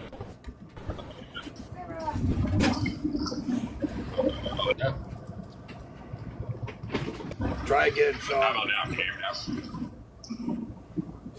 Oh, here we go. That's better. Oh, here, while Sean's trying to get his mic together, Florida, H1469, which proposes requiring a licensed human operator. So Florida's already got a potential one on the books. Yeah, but if we throw another one at them and, push the issue, that's gonna help push the issue over the head. I'm aware. Especially I'm if we're just saying showing up that- with a bunch So- of signers. So let me help kind of steer a conversation where I think we could get some momentum. So everybody knows Tesla, right? Yes. In order to operate a Tesla, somebody has to be in the driver's seat because it prevents people from driving drunk. That's one of the things that it's a requirement. Number two, it's not even about having somebody being in the driver's seat. The way that you're going to win something is looking at the unemployment rates. Your unemployment rates and the negative impact on millions of people that it replaces and what it's going to do to the economy. And the economy is more important to everybody than a trucking company. So what happens is you have investors. You have investors that look at profits. Then you have the nation look at the economy. And when it comes to getting shit done, the nation wins over investors every time. I'm gonna give you examples. Super Ego, they didn't do anything wrong, but because the world or the United States think they did something wrong, they got pushed out pretty quickly. It's amazing what happens when you actually start looking at how the industry and how people work, but you have to get people to push the economy situation. If we keep pushing it from the autonomous situation, they're going to find ways around it, and it's already been proven. They've already got legislation to approve them not to bypass DOT inspections or weigh stations. They already got approvals to do 24-hour inspections. They're getting all these approvals because there's a lot of investor money behind it, but the public's not behind it. The public exactly. So that's what we need to be addressing to our legislation. Is correct. The effect that it's going to have on the economy, the unemployment rate, and the potential of a crisis. 100%. That's what I was trying to say earlier. Is I think that's the way the bill needs to be written, not just to have a driver in the seat, but to have, what's it going to do to us as a whole? So that's my thought. Yeah, the way to do that is start a petition in your state saying I support this bill, and everybody signs it in that state. Because if you call them, they can kind of give you the runaround. But with a petition, they cannot run around it. They have to listen to every single voice. And you actually get sworn into that state. And that's what we need, is every person that's in a different state. And if they don't have a bill, you write a bill, and you take it to the legislator and say, hey, you know what? These other states are passing it. It'll be like a cut, copy, and paste. Except we're going to take out Michigan. Put in your state. Real simple. I can do it in about 20 minutes to have every 50 state to have it the same, similar. But we got bills that they've already passed. The thing is, because they want to pass bills right away, right? Well, so we got to read the bills that's already in these states. The minimum. Well, I'm talking about the minimum signatures required by the people. 10% of the voter population is what you got to have for that state. But it still won't matter because all you're saying is that you're not putting it on a ballot. So on a ballot, you need like 15%. But being all you're doing is supporting a bill, it's like 10%. So it's not really that many people per state. That's why. I know, but I knew there was a number. I knew there was a number behind it. You just can't go in there with like 6 signatures on there and say, here you go. I knew there was a right, absolutely. So you'd actually go down to your to the voting registration. Usually is where it's at. And you actually swore in. So you actually stick your hand on the Bible and swear in that you're doing this for constitutional, just the same way you would swear into a judge. To a FOIA request. Yep, everything just like that. Yep, absolutely, same thing. And then you actually write this petition on top of it saying that you're supporting bill, HR, whatever it is, and then you go get your signatures. You do have to be a notary. You have to have it notarized, so you might as well just go spend the $10 in your state and become a notary. And you can also make money on it. So the free stuff that you're going to do for the trucking side, one day might pay you down the road by notarizing everybody else's stuff. So it's $10. It's real simple. Then you get that, and then you actually just go out and start getting signatures, and then you turn that in. And we can bring that to a federal level. My state, we can also take that same petition and you run it into the state. So you can use that petition on both sides of the fence. So if we got 50% of Florida to actually sign off on this, in the federal level, it'd be great because now the federal level will have to say, hey, you know what? We got way too much pushback. Shut her down. She's done. On the state level, we can put stipulations in it saying there has to be a driver at all times. You can kind of, manipulate what they have because what they already have in place. So it would be amazing to me. And I think this is the avenue. We don't need to do anything with striking or anything. Just simple, run the system the way it was designed. And let's see where she goes. And I know for a fact it doesn't take that many people. We just one person each state. We're right now, we got signatures. And if they want to help you in that state, get them notarized, get them sworn in, give them a paper and say, hey, go get some signatures. Let's ride.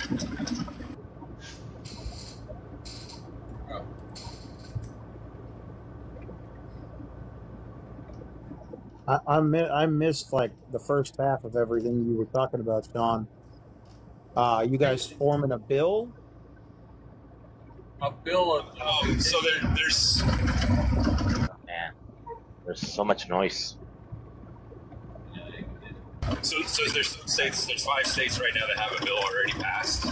We just want to make sure that that bill is actually going to best benefit truck drivers. So like a lot of times what they'll do is they'll spend this money real quick and they'll get bills passed in to say, hey, you know what, autonomous has to have a vehicle in it, or a person in the vehicle to best benefit them. So now we got to read that bill that these 5 states has actually signed in to make sure it's going to best benefit us. And if it does, cool, perfect. We'll cut, copy, and paste it. If not, then we'll have to get a bill that'll actually benefit truck drivers. And somebody in that state will take it to legislator and say, hey, you know what? We want this bill to pass. And you can run it HR 17, whatever the next number is going to be. Right. Because there's a few different bills in some of the states where it's already passed. They have to have a driver. They don't allow fully autonomous. If I'm not mistaken. All right. You know, he says a driver, but not an owner operator. So. Right. Exactly. Okay, then. Yeah. Exactly. Well, make sure those states are. So some way or another, our industry is being modified. You know, one of the biggest problems that we have right now is like, look at this. There's only 14 people listening to us. So are we really addressing the real issues? That is bringing people in?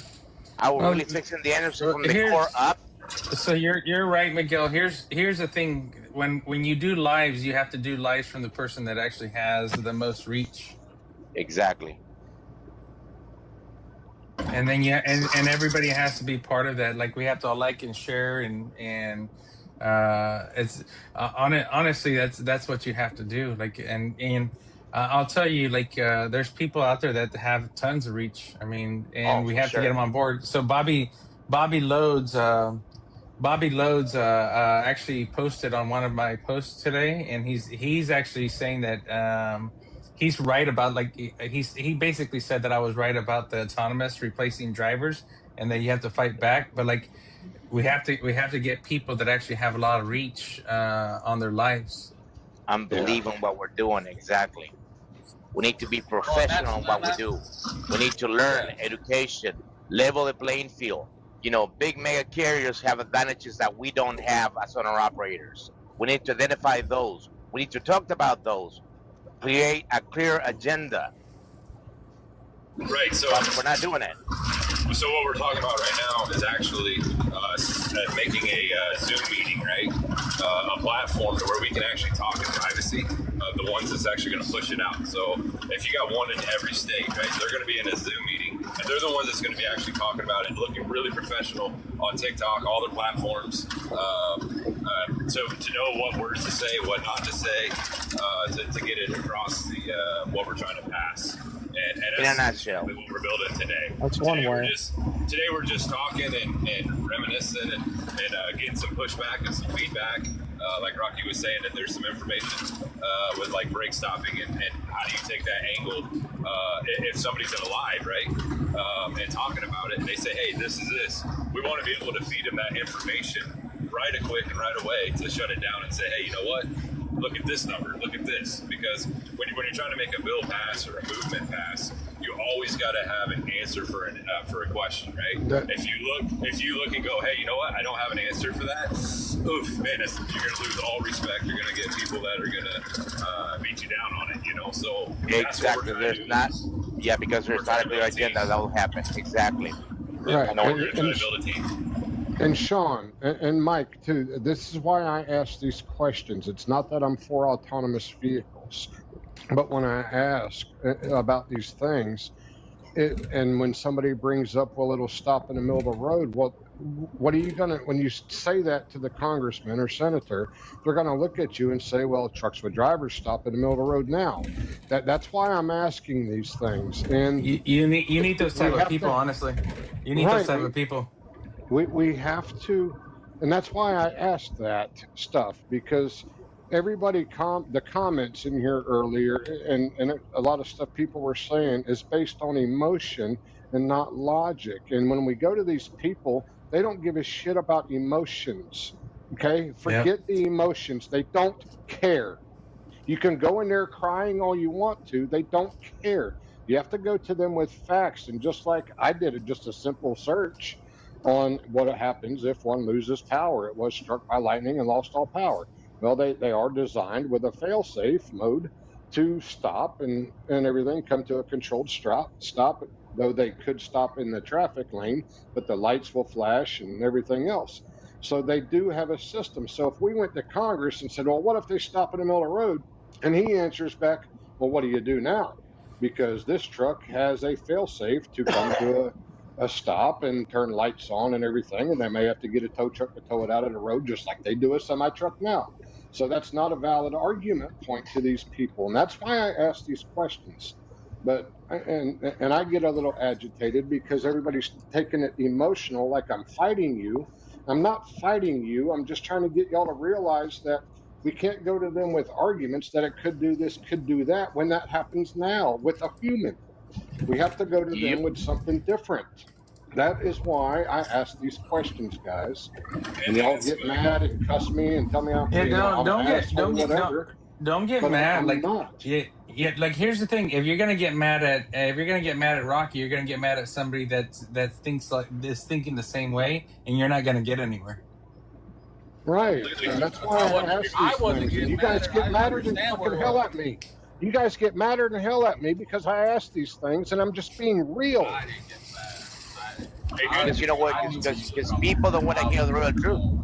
They just want to hear what they want to hear, unfortunately. Yeah, and that aggravates me with Mike. And man, I love Mike. But damn, he gets so emotional and pissed at me when I ask these things, and I'm just being real. I'm gonna tell you, there's a big problem, and I'm fucking scared because like I'm scared about like.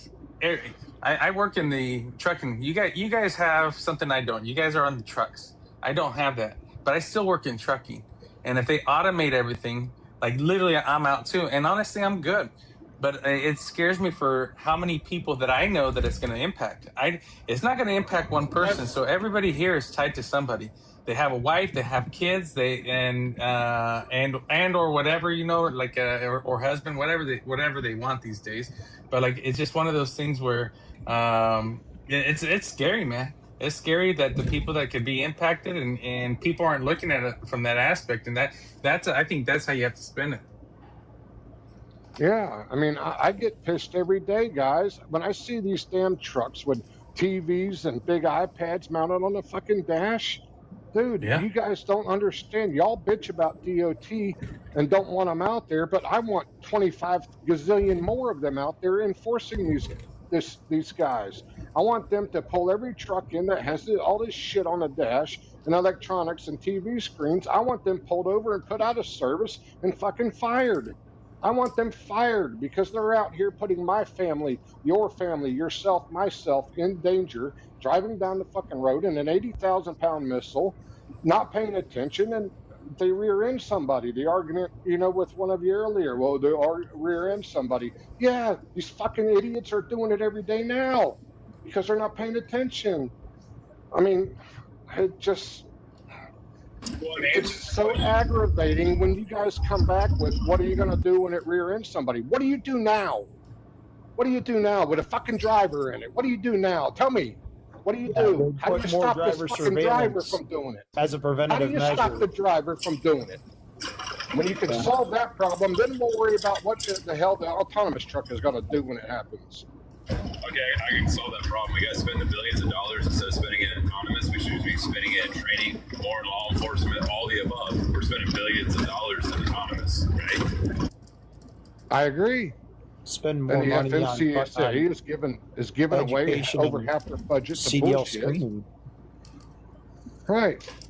If a state trooper rides by a truck that's got a TV on the dash, they should automatically, right now, pull their ass over, give them a level 1, tell them to get that shit out of the damn dash, and if they're stopped again, they're fired. They'll never drive a truck again. I agree with Rocky on that. Revoke their CDL. I agree with Rocky on that. If they have a TV screen, revoke it immediately. You know, let me tell you what happened to me today. And like this is, and I don't drive a big rig. I was driving my daughter, right, to go get ice cream because I'm not paying attention. I hit a curb, right? I hit a curb because I wasn't paying attention because I was looking back at my daughter because she was talking to me. Now imagine looking at your fucking screen for 12 hours. And for one second I fucked up my rim. Pretty bad. and it was just for one glimpse. My daughter talked to me, one glimpse. But I agree with Rocky. Get those fucking things off of everybody's dashes. It should be illegal. Right. Yeah, tighten down on distracted driving. 100%. Yeah, Yes. I mean that is definitely a big piece. I will agree.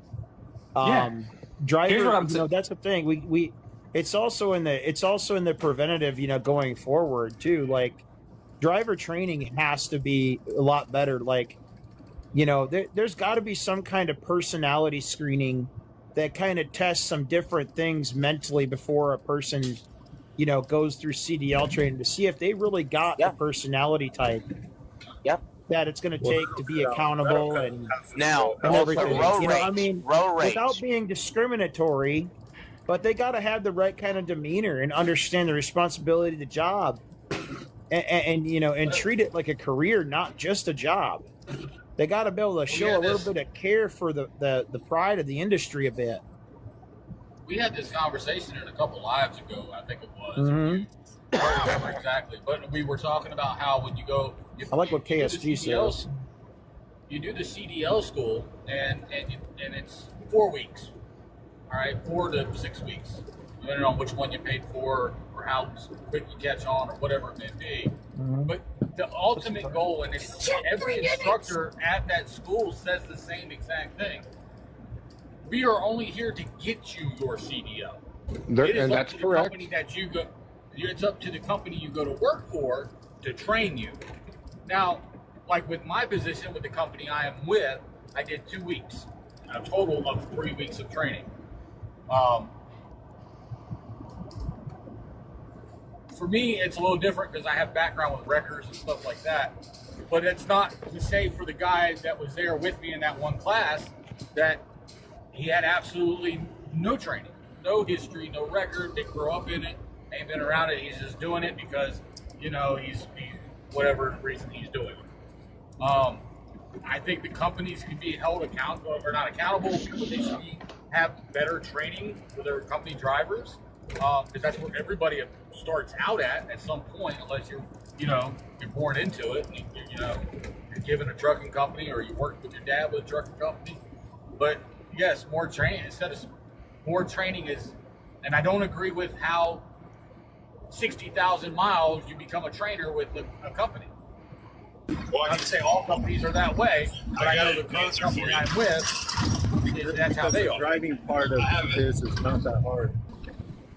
No, I understand the driving part of it, but it's Driving part of workers. I mean, we're the non-essential driving part is workers. the You easy need to make part. CDL a degree, but you got to make CDL a degree, right? So you need to go to college for it. We're non-essential Well, workers, yeah, so they can get away with removing it it. from We the don't have to take a unskilled labor. CDL test. Absolutely, you got to bring it back up, and that all starts with Yeah. a movement. Exactly. The status needs to be removed as unskilled labor at the Department of Labor for sure. Is one aspect. That's how you fix the problem. And then when we start, but if we can all come together and start these petitions and these bills for this, there's no reason why we can't say, we all agree that there needs to be more training. Now, I don't know how you go about making a private company do such things, because I mean, the government only has so much that they can do, correct? Now, Justin, you just went through the training. Did they go over anything about distracted driving, having shit on your dash, watching movies? Yes. Okay. Yes. So now, so if everybody hears that, why do the majority of these trucks still have a damn TV mounted on the Because they fucking don't, dashboard? they don't care. Because it's That's the person. problem. It's the person behind the wheel. Okay, what can everybody do about that? All we can do is get on these people, and we need more enforcement. So Right? what we And we can don't do have the is, enforcement. Rocky, all right, they give us a tablet, right? Our tablet is and even if I open the app in my phone for the company I'm employed with, right? It'll automatically realize, especially if my ELD says if I'm driving, it'll automatically turn my screen black on my cell phone and say you are driving. If I open Right, the but app that's for an the company I option. work for. That's an option that you put in the app. But if the guy But the chooses not to tablet, put that but option, But the tablet we have is the same way. Doesn't matter what app it is. You can't do anything with the screen of this tablet, which is Of your ELD tablet. But what stops the guy from having his own iPad, like I had one in the truck with me, or when I have my grandson with me and we're on a road trip and I put it on the back seat for him to watch going down the road, it doesn't shut off, right? I know that, but that's something that what I was getting ready to say though is why can't we could write up something to go? All right, her tablet's through a phone service, correct? Yeah. All right, and if it's an Apple, I mean, we know that they're good about security. We've watched and seen that. But I'm just saying, we could go to them with something and have the government, because I do know that they're FCC regulated or whatever it is.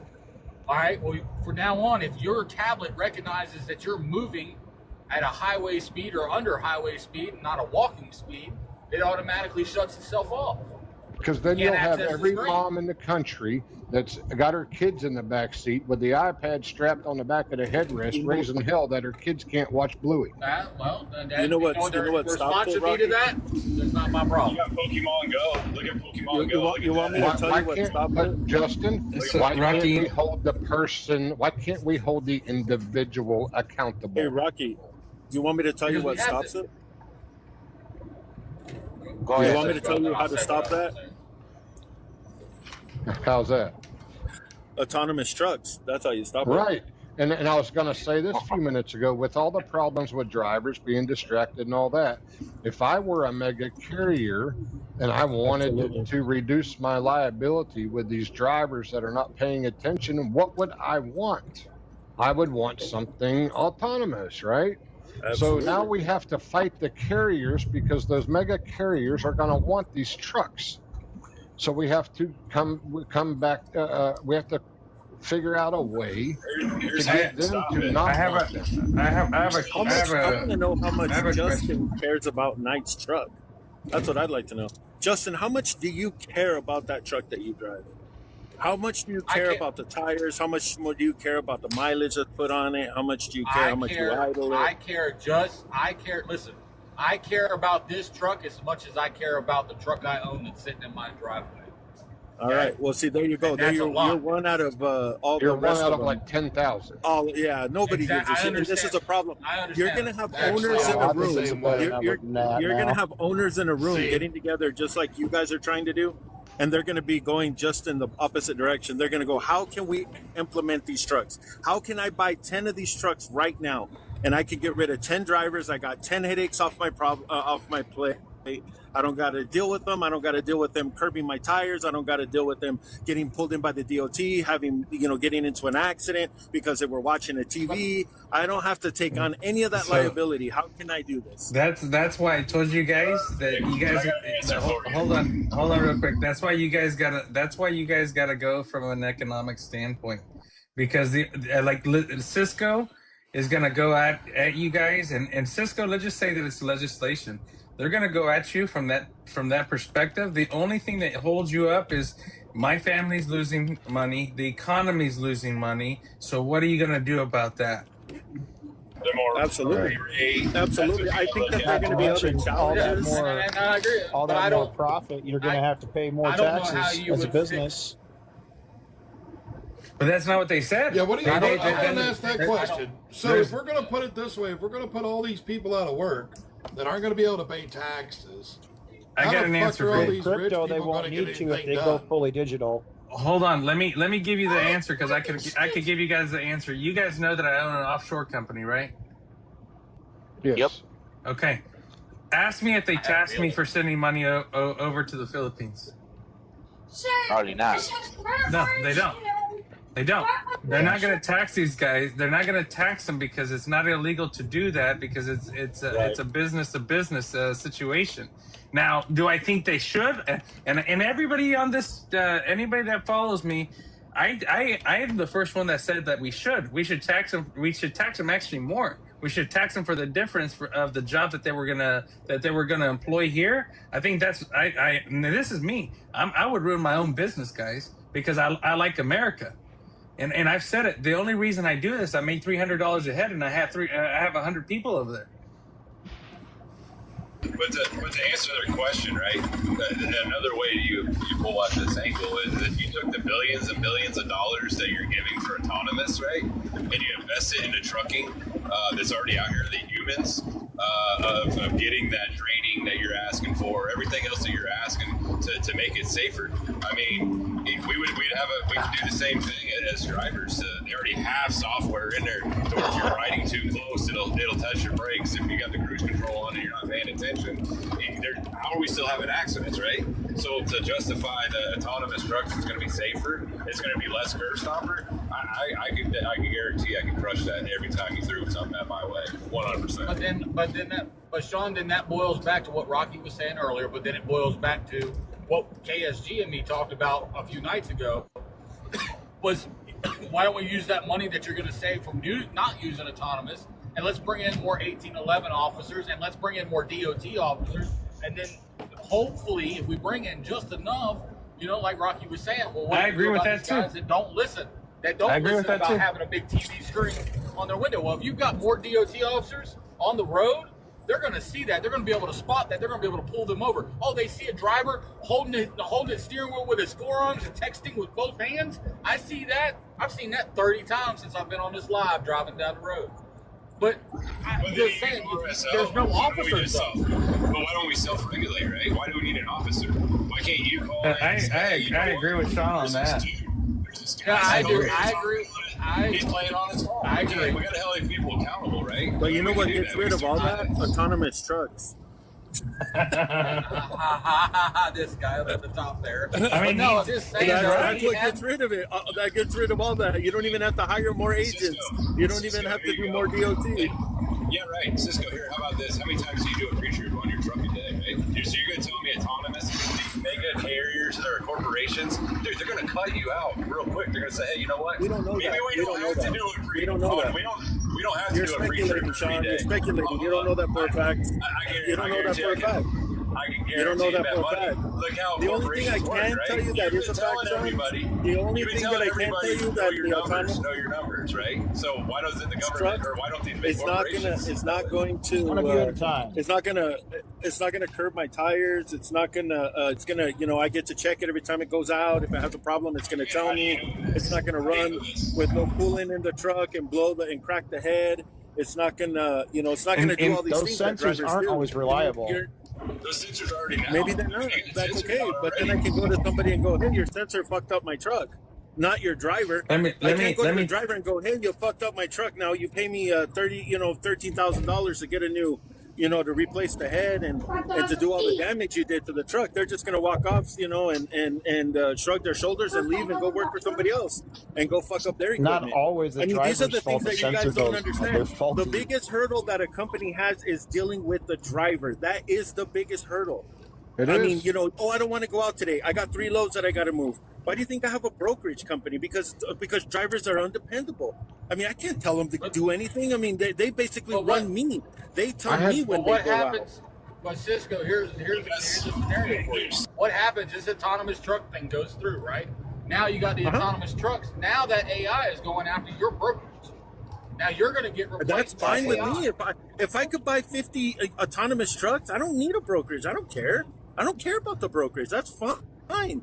Because I'm going to make money because my trucks are going to go out 'cause it's when all I have about loads you. for my customer. See, this is the thing is what you guys aren't understanding is that my customer, that's not a problem. I can do it about the driver. There and the road, that will make me money at the end of the day. And I'm sorry that maybe people get offended because they always care about the driver. But let me ask you a question. I've been doing this 25 years. I've been doing this 25 years. Everybody in here. And not one. I'm going to tell you right now. I've been doing this. I'm going to tell you right now. 25 years. I've been doing this 25 years. Let me finish what I'm going to say, and then I'll shut up. 29 I'll years, do Cisco. 25 years of this, and not one. This is not what I'm going to. Not one driver has given a shit about my truck. I hate to tell you this, but that you've had bad drivers.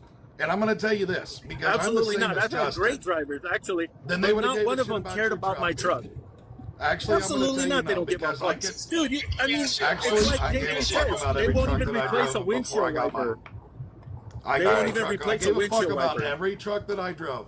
I gave a fuck about every truck that I drove. Again, BJ that I know at gave the end of the gave day, a fuck about every truck I drove. what I'm Hold trying on, to tell you, I let Mike. you finish your stuff. The problem you have here is this bullshit of that it's all about you and your money and not about anybody else is one of the biggest problems we have in this industry. It's the same fucking mentality that I see out of all the mega carriers. The mentality of it's about me and my money. Somebody's doing something and not right, about man. your fellow man. I don't know who has and the not money. about your fellow man. Who has I don't the money? care. You know what? Money don't buy That's what I'm happiness, saying. dog. You don't care about Let me that. have the That's floor okay. for a second. Cisco, I want to ask okay. you a question, and I want you to answer this honestly. I want to ask you a question. If you were in a gas station, right, and a guy walks in, he drops his money on the floor, are you the type that takes that and you swoop it up, put it in your back pocket, and this older guy comes and turns around and he says, hey man, did you see my money? I just pulled that all out of my savings to get a new heart. Do you keep that, or do you give it back to the guy, right? Which one do you do? I kick it to the guy behind me and see what he does. Pass from the buck. Good answer. Well, what do you mean? Of course. Look at Sean. You're talking about a personal thing. Absolutely. I pick up the wallet and I go, here you go, sir. You dropped your wallet. All your money's here. Here you go. Because that's a personal thing. Now we're talking about business. It's a different thing, Sean. And this is what you're not understanding. One is the business. This is a moral question. Is it moral that Right we let here, autonomous this is a come in? moral question. This is a moral question right here. And the morality of this question is that we are being okay to put fellow human beings without jobs, all for the profit of a fucking business. You are okay with putting truck drivers, men and women, out of jobs, and you are also putting a stronger, how do I want to say that? You're putting a stronger strain on other industries by putting a huge influx into other industries' labor force, or labor pool, I should say, which negatively affects those human beings as well. So that right there is a morality thing. Is it okay to take a person's job just so that you can make $20 more on each load? Is it okay to take a person's job, put them without work and food, and affect their family negatively just so that that business can make another 2% profit? Is it okay to sit there and put those people into another labor pool and cause another to answer your strain question, on theirs? from a business aspect, yes, it is, and I'll tell you why. And I'm you know gonna what? tell you Fuck why. business. I don't care about business anymore. I really don't, because I look at morality. Because you're asking me a question that comes from a business. It's I can't answer the question. Are you asking me morally? Morally? This is a morality. This is morality. Okay. If a driver came to you and said that, hey, I need Do I want to see? Do I want to see? That's all you're gonna get. Do I want to see drivers without jobs? Absolutely not. No, I don't. I don't want to see that. I don't want to see that they don't have jobs. But here's the big but. There's no but. Okay? There is a but. He's playing the devil's advocate. Driver, every driver. I find it hard to believe that nobody here has ever owned a fleet of trucks. I mean, this is amazing to me. JJ, you know, if one person that can vouch for this, how much do owners struggle with drivers? I mean, this is the question. How much do they struggle with these people? So let me build a relationship with these let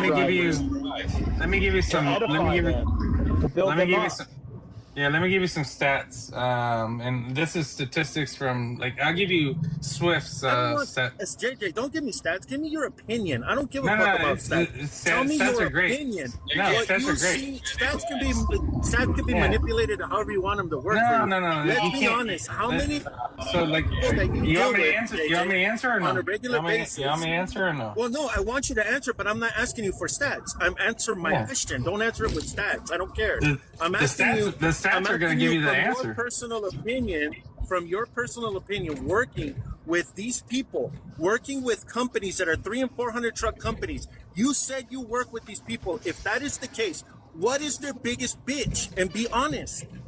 Yeah, they flip drivers on a regular basis. That's from statistical Exactly. values. The Like, statistics prove that there's a Due to retention the issue. shitty, Why is there a due retention to the issue? shitty Is the question. treatment of truckers, due to So- the shitty treatment of truckers by I agree with businesses, that. due So to let the me- shitty treatment of truckers by the So- businesses that are mega is the main cause of the driver turnover rates. So can I The give you lack guys of some? Want me to tell you wages and something? everything. Can I Let me- give you- let me can I prove give your you some point insight? wrong, Mike. Can I prove your point wrong? Can I, JJ, just give me 1 second. I'm going to prove you wrong. I gave a driver of mine, a 10-year fucking driver. I gave him the fucking money for the down payment on his house. I gave him the fucking money for the down payment on his house because he was a good driver. That motherfucker, the day the opened up over here, he was gone in a heartbeat. Never fucking even blinked an eye. Said, hey, you know what, Cisco, I got to move on. I got a better opportunity. See ya. I treated my drivers great. All my drivers, they need money, I lend it to them. Within the organization, again, this is what I've talked about. Sean, Vince, Dave, all of you guys out there fucking trying to pussify the fucking industry. Then let me tell you something. When within the organizations, that's where the compassion is. That's where the camaraderie is. That's where you take care of one another within the organization. You don't do it outside of the fucking organization. When you're outside the organization, you're the fucking NFL. Get out there, put your fucking pads on, and get ready to get hit or do some hitting. One of the two, quit pussifying the fucking industry. That's our problem. Within the organization, I take care of my people. I give them bonuses. I fucking give them Christmas bonuses. I give them money left and fucking right. This is what I'm trying to tell you, is that that's where the camaraderie exists. That's where it is. But you're my fucking It's not competition just at about the end the of the money, day. though. But you're saying you're. It's Then not why just are about you the money. doing it It's then? always going back to What the it's money. about? What are you doing out there, dude? If it's not about the money, yeah, what the there's fuck an are you doing in important the aspect trucking to the industry? money. Guys, one But at a there's time, also more please. than One at just a the time. money that has to do with treatment of drivers.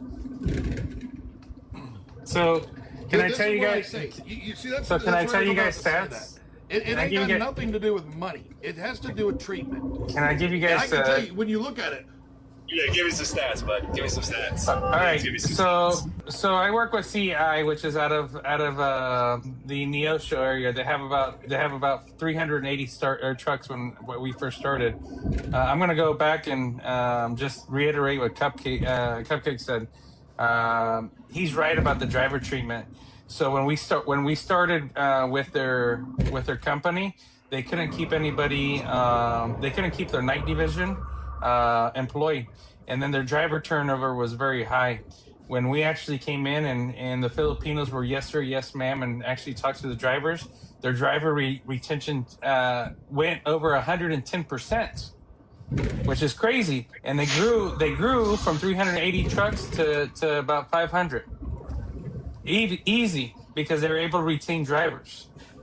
And so it goes like there's statistics on both sides. There's statistics on both sides, and so Cisco's not wrong. People treat people like shit because it's business. But here's the whole thing that I'll tell everybody, and that this will clear everything up. Cisco, your job's over. Cupcake's job's over. My job's over. We're all going to be sitting on TikTok wondering what the fuck happened if we don't agree. Yeah, I agree that there's going to be challenges. But until we actually come agree and say, hey, what's the end result for everybody on this fucking channel?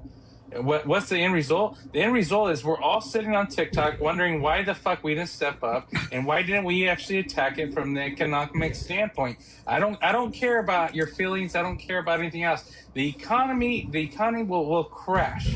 It will crash because there's 3 million people, there's 3 million drivers that are at stake, and you multiply those 3 million drivers times 3, that's 9 million people. And you multiply but it that. doesn't happen all at once, JJ. It doesn't matter. This is why I disagree with you. It doesn't happen all at once. It's a gradual thing. It doesn't matter. So the people that are being displayed slowly, obviously, if they're smart, they're going to. So let me. I'm going to tell you why it doesn't matter. Hold on. Let me tell you why it doesn't matter. The economy doesn't create jobs on the other end anyways. So just because you lose jobs doesn't mean jobs are created. So it doesn't matter if it's slow or not. If you lose 5%, you have to create 5% jobs, and it's not being created because AI is actually destroying it. So everything that you're saying, Cisco, I'm sorry that you're wrong, because from an economic standpoint, you're wrong. You got to look at understand that there has to be job capabilities for everybody to go There's into. no jobs out there that AI is not taking over. There's a lot of jobs that we're not even talking about the fact that the economy that digital currency is looking to take over. Oh, They're okay. trying Well, to it crash sounded like you it said that there was never going to, like, they didn't have an opportunity to do something I else. didn't. No, I said there's not jobs being created. If anything, they're being dissipated with AI, and there's facts behind that. Let me give you an example. C.H. Robinson cut 30% of the workforce. Do you think that there's 30% of people that jobs just got created in trucking? No, it actually went the opposite way. And you think that it created 30% more jobs as electricians, plumbers, mechanics? No, it didn't fucking go that way. Like, that's what I'm telling you. There's an economic balance that has to be met. If you lose 5%, you have to put those 5% somewhere, and it's actually slower. So there's longer term repercussions from losing the economy balance, right? There's a longer repercussions. So it's easy to lose something overnight. It's hard to gain it back, and it takes 2 years to gain it back. And you look at economy, and like I said, economics. I'm telling you, the economics fucking falls on my side when it comes to that conversation. Yeah, you guys haven't even bridged the whole So topic. let me throw this out here real quick, because we want to talk about it. I just looked it all up. So there are currently 7.24 million people out of work right now, according to the Department of Labor. You're 100%. There's correct. also It's not hard to figure out. there's only 6.88 million people that are available, and then you add another 3 million to that. So how does that work? So there's no. But this is all due to AI. Is that what that says? No, what I'm saying is, Who said right that, now, Cisco? Who said that, Cisco? We're talking what's going to happen. Who's saying that? There are let's talk about what's going to happen. I understand what you're saying, JJ. Let me I finish get this what up. you're saying. But then why try to throw fire? Why try to throw fire of like, oh, AI's taking that? We're not talking about right now. We're talking about what's happening in the future. So let's make sure that we keep it in that conversation. Well, hold on. There's only 6.88 million job openings right now. And we have 7 million people out of work right now. If you put another 3 million on there, that's even more people. It's not just three. You gotta look at everybody that's working. And 6.88 jobs. So right now we already don't have enough jobs for everybody 100%. that's unemployed. It's simple. And you're going to Simple add another economics. 3 million? Well, what are the 7 million? Oh yeah, brokers are going too. Brokers are bye-bye. You don't need the brokers. So there you go. I just pulled that I don't up know too, why you man. guys think I cared so much about that. Like, I don't care. No, we're just saying we're fine. adding I on mean, top of that out of the that's okay. transportation industry. The brokers are gone. They're gone. I mean, whatever. No, what I'm saying is this is increasing the number. So we're talking the entire transportation. It has nothing to do with the fact that you're a broker. It has to do with the fact that you are going to increase that number. Not just truck drivers. You're now let me ask losing you a question. brokers too. So you mean to tell me, and I'm going to put this back to JJ just to reiterate this, okay? So JJ, you mean to tell me that when your job is gone, you're just going to sit there on TikTok and wonder what the hell happened? No, I'm good, bro. Part of that's going to be due to digital currency taking over. Exactly. I have That's what I'm money. saying. I mean, it comes down to that. At the end of the day, you're good. I'm good. Like, I don't need. You guys got to understand the economy that they're looking to replace the current one with doesn't rely on a fiat currency. It relies on a digital fiat currency. It's a different financial system they're looking to put us into. Also, you're not taking into account. That's great. Okay. Maybe that's So maybe your it whole is. thing We don't about know. I mean, making money speculating isn't even again. going to matter because they're going to decide whether or not you make money and how you use Well, it. maybe it won't. We don't know. When you If take ambition you don't away have from a people, viable they alternative fucking infrastructure for finances. I can tell you this: are you willing to have like any of your friends that aren't in transportation take a pay cut? No, Are they willing to do that? He didn't care. He said he don't care about anybody in the trucking industry but himself. Is what he No, just I'm said. not talking about trucking. Oh, Sean, quit it. But Sean, no, quit being a fucking pussy, dude. I'm Stop not. it, I'm man. not talking God about. damn, dude. I'm not talking about anybody in transportation. You take me out, I'm Tony. talking about. God hold damn, on. man. I'm not talking about transportation. I'm talking about other industries. Are you willing for them to take a pay cut? Because when you go through, are you willing to see your friends take pay cuts? Are they willing to take pay cuts? I don't want to see anybody take a pay cut. Well, that's what's going to happen. I don't want to If see you bring anybody lose autonomous their trucks- job. well, hold on. I don't want to see this happen. I really don't. But Then what why I'm don't you trying to just tell support the you movement? is that people, I'm just look. What I'm trying to get through here is this. If I could get a driver and explain to him, as an owner, my problems, and him understand. Oh, hold on, Cisco. Apparently you did something that has to do with harassment or the B word. All right, I'll drop out. And then come back up because Okay. we're going to get restricted. Can I have a few words in edgewise, please?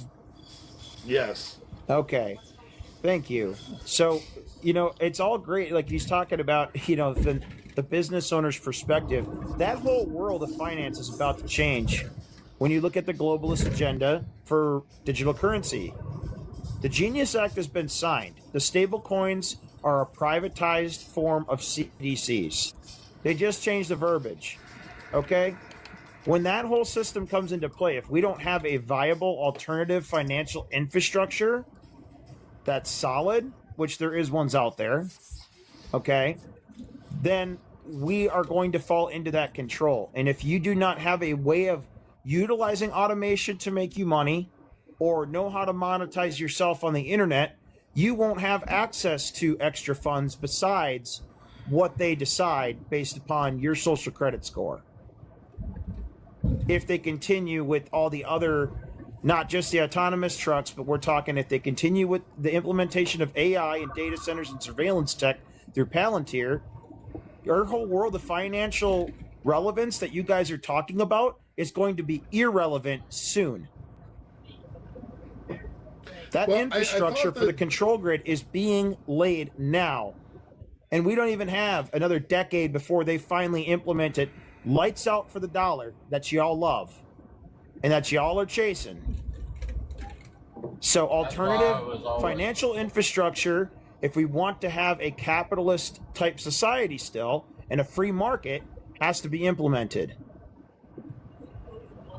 That's why I was always told, keep your gold in your silver.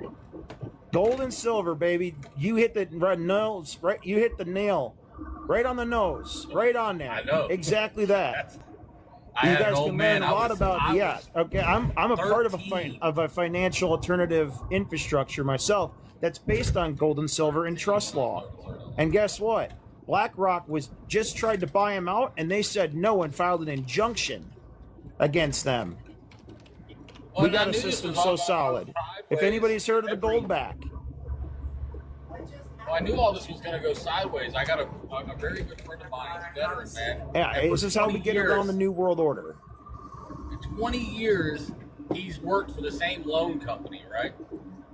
Doing VA loans. VA loans. And he got laid off 2 years ago and got replaced by AI. I mean, it's not just that's a veteran losing. That's a veteran losing his source of income that he knew when he was helping other veterans. The best part, if drivers actually get something changed, you know what the rest of the other industries are going to do? They're going to follow our footsteps. They always do, and they always will. Mo River Bend is correct. Progress is an option. Change is inevitable. What that progress is and what alternatives we use in that progress, instead of relying on the government to solve all our problems, we can take control of what that progress is and maintain different options if we learn to talk and discuss and implement alternative infrastructure. I mean, that's what we were talking about way earlier in the day when we were actually having a conversation of the what ifs. Like, Rocky was pointing out certain things. We were talking about bills. Cupcake knows what states that already have bills that are passing on a state level, not government, and how we can do petitions in each state and actually building a team together to actually all come together on a different platform. That way, when you do get on TikTok, we're not doing like what we're doing right now, yelling and screaming at each other. And No, we're not. I'm not yelling and screaming at anybody. Well, not right now, but earlier we were kind of trying to see who was who had more money and who doesn't have more money, who likes corporate greed and who doesn't like corporate greed. All that good stuff. Here's the thing. I like to make money, man. I made plenty in my life, but like at the same time, I didn't do it. I didn't sacrifice anybody to do it. Does that make sense? And that's why I asked him the question of, and that's why I asked him the question: if somebody lost money in a gas station, what do you do? It's the same thing with trucking right now, right? There's people. I mean, look at all drivers or most drivers out here. There's 50,000 truck drivers that don't have homes. They are homeless. 50,000 as of right now. What are we going to do with 50,000 people when you try to replace them with autonomous trucks? Where are they going to go live at? They use these trucks as houses.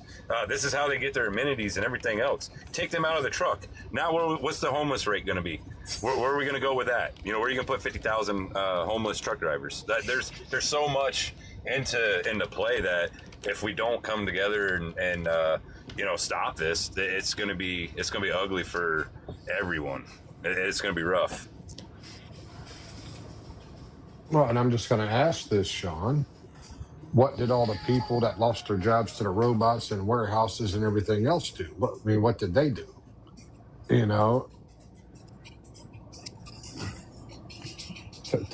them down, getting them a roller dog. Yeah, that's right. It's but I mean that's the thing though. If you already so we already have that problem, right? So motels, rentals, all that stuff that Right. people are already homeless. How are you going to put another? I'm going to say 100,000, 200,000 because if they can't get money to pay for their house that they're in right now on their mortgage, where are they going to go? You know what I mean? Yeah, if you got it set already and your mortgage is already paid for, maybe it ain't going to affect you as bad. But the guys that are using the trucking industry to provide for their family, we're going to be putting, we're going to have tent cities everywhere, right? Yeah, well, I agree. I mean, I work with guys all the time on their trucks that they got the 120, 140-inch sleeper. They don't own a home. That's all they do is drive, and they live in the truck. And they, haul freight and make money, and they take off and go stay at their kids and grandkids and stuff like that. That's home to them, right? That the truck is. The only time they get out is when they go to family.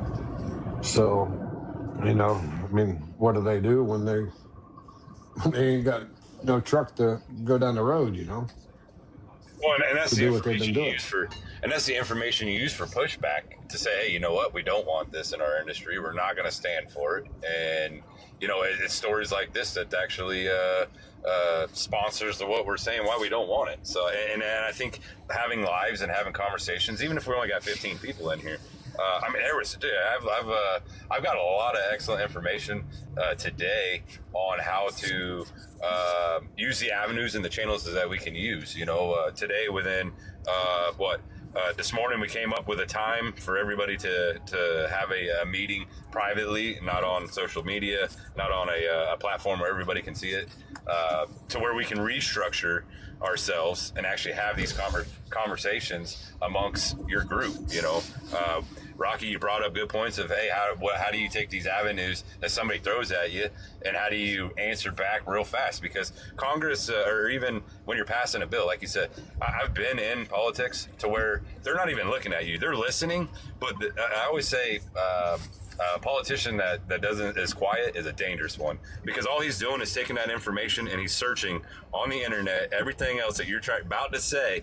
He's trying to figure out what your next words are and what he can say back to say to Trump what you're going to throw out there, and that's how they work. Right. And you know, those are valuable information that we do need to have the what ifs or the whatnots and all that. And you got to do research and studies and find them already. I mean, and it's real easy now. The technology's out here these days. We can pull studies from overseas. We can pull data from this and that. I mean, it's not really hard, but we have to get that into the right people's hands, right? We need to get that team built and say, hey, this is where we're going to go on. We're going to go head on with it. We're not going to stop until it's done. And whatever happens at the end of the dust of the smoke, I hope everybody's still standing there, right? and we have to go to them with clear factual data and information and not what ifs, right? We can't go to them with what ifs. We have to go to them with real stuff. And their agenda's already clear. But there's a way to project I don't know this for sure. Somebody with a little bit more finance history or whatever behind may. But there is a way to project what the economy would do if you dropped that many people at one time or drop that many people over so many years. Right? Yeah, there's software out there that already has that calculator. I could tell you what it'll do. 2012, 2008 to 2012. That's what it'll do. I agree with you. But I'm just saying we could go to them with that. We could go with them with those projections and say, this is what it'll do. Number one, here you go. Right. Here's the first year if they put this many trucks in service. Here's the second year. Here's the 5 year. Here's the 10 year. You know, because it won't happen overnight, but it's going to take some time. Everything takes time. It's going to happen a lot sooner than y'all think. Yeah. Oh, I agree, but it's not going to happen. I don't know. We're talking in 2027 where they're all gone. It's going to be over time, and that's what we have to go at them with is that type of stuff. And Mike was gone earlier when I said what I had said. I don't ask these questions, Mike, because I want autonomous trucks. I think you had your headset thing off when you were out of the screen there. But I ask these questions because we have to go to whatever we're going to do. We have to go to them with the facts and not what ifs. And we have to have a very, very clear message and go with 100% facts, you know, to fight this thing. Let me expand on that. Well, it's really how you argue it, and I'm sorry to jump in. You want to look at it more of a macroeconomic picture, right? And, you know, if you extrapolate, so the Midwest, Southwest, JJ, I think, was right about the number. And if you want to double check, JJ, I think 29 or 30 states, truck drivers are the number one job in those states. But don't just focus on the truck drivers because you're talking about a very large tax base. But think at the macroeconomic picture. So think about the interstate highway, right? What's along the interstate highways that's going to be affected? All the truck stops, pilots, flying J's, Loves, hotels, motels, diners, fast food, all those jobs being supported by the trucking industry. It is not just a truck driver issue. Think about the macroeconomic picture, how much it affects. Now, another point, I'm not against innovation, you know, and I don't think we should be, but there is a social economic pattern here and a real threat. While you guys want to go to the states, you got to remember the Commerce Clause of the Constitution controls interstate trucking. So if they want to mandate something and say, yeah, autonomous is okay, they can do that. It'll preempt every other state. I like the insurance angle because the states control the insurance. So I just want to give you kind of the big picture here. It's not just the trucking industry. You can't be against innovation, but there's a lot more other industries that are involved in this big picture. Right. And that was me asking you, KSG, because I don't know if you heard me earlier, because I had said we have these rules about the states saying they can't have the autonomous vehicle without a driver. But the interstates are federal, patrolled by state and all that. If the federal government says on the interstate, federal interstate, these trucks can run. But and say that they had pull-offs for the autonomous truck on the side of the interstate for a local truck to come get it with a driver in it, right? Could that happen? I don't know. So that's why I'm asking. I'll look into that. It's a great question. I think interstate commerce, I think they can control all of it, to be honest with you. I mean, they can make local regulations that say a certain weight is not on these roads, but I think they can control the entire interstate commerce kind of ecosystem, to be honest with you. But that's a great question, Rocky, and I don't know the answer. Yeah, I mean, because the state, the state doesn't own, the interstate. It's federal. So, I think the state could have all the rules it wants to on its state and county roads. But when it comes to the interstate, I think the federal government, these carriers and Aurora and all these big companies that want these trucks out here, they could go say, hey, these are federal interstates. We can make pull-offs for them to pull off, and then the other truck with the driver in it will come get it when it gets close to its delivery. But then we have an angle. But then we have an angle like I got, right? So if it's federal highways, why do we have toll roads on them, right? If it's a federal highway, why are we doing the things we're doing? Why do we have an FMCSA book that says that you are following state laws on it? Because the regulations in the book of the green book are just recommendations. If you look at it, right, the states are actually what push the law. So an hours of service law is done by state. The weight laws, the bridge laws, that's all done by state, not federal. And if you look at state laws, like Nebraska is the only state that doesn't have actually a bridge law, but like California, for example, their bridge law is not even out of the book. It's out of what they made for state. So, and that wrecks on the federal or on the interstate system. So when you get pulled into what the heck is that, off I-80 there at that way station, and your tires ain't set for their bridge, you're getting a ticket. So right. I don't know and that's the angle that you would have to take. Okay, if we're gonna say it's federal, like I was saying with the truck stops in a live the other day, if we're gonna say it's public property, then it has to follow underneath public property. If it's gonna fall underneath private property, it has to be private. We can't have intermixed law there, like that's why they always say, hey, if you're going to come into somebody's house, you better have a search warrant or else it gets thrown out of court, right? So here's how we start fixing other things while we're fixing one problem. And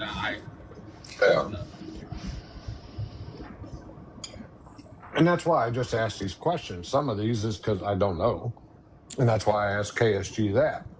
But with bridge laws and all, I understand why we have bridge laws, because we want 80,000 pounds and they want it within this distance, because some of the roads and bridges aren't meant to handle more weight than that per square inch or whatever on the bridge, right? So, I mean, I understand why there's bridge laws in states for the roads, but when it comes to states saying, oh, you can't have autonomous truck, well, on the federal interstate, what if the feds did come in? Now, that's just a question. What if they did? Yep. The federal government says, no, we can run any truck. We can run all autonomous trucks on all the interstates, right? If you have state law that restricts it from county and state roads, that's fine. But, what if they did that? That's why I'm asking, what if? And we would actually stop them dead in their tracks, right? It'd be just like the railroad company. That's why they can only go so far, right? Then a truck has to grab it. It wouldn't be profitable for them at all to try that, to do it. So, I mean, it's definitely a good stop. So even if they said, hey, you know what, well, you guys can run on the interstate, no problem. But yeah, it wouldn't last long. You know what I mean? It would put them right in their tracks. Right.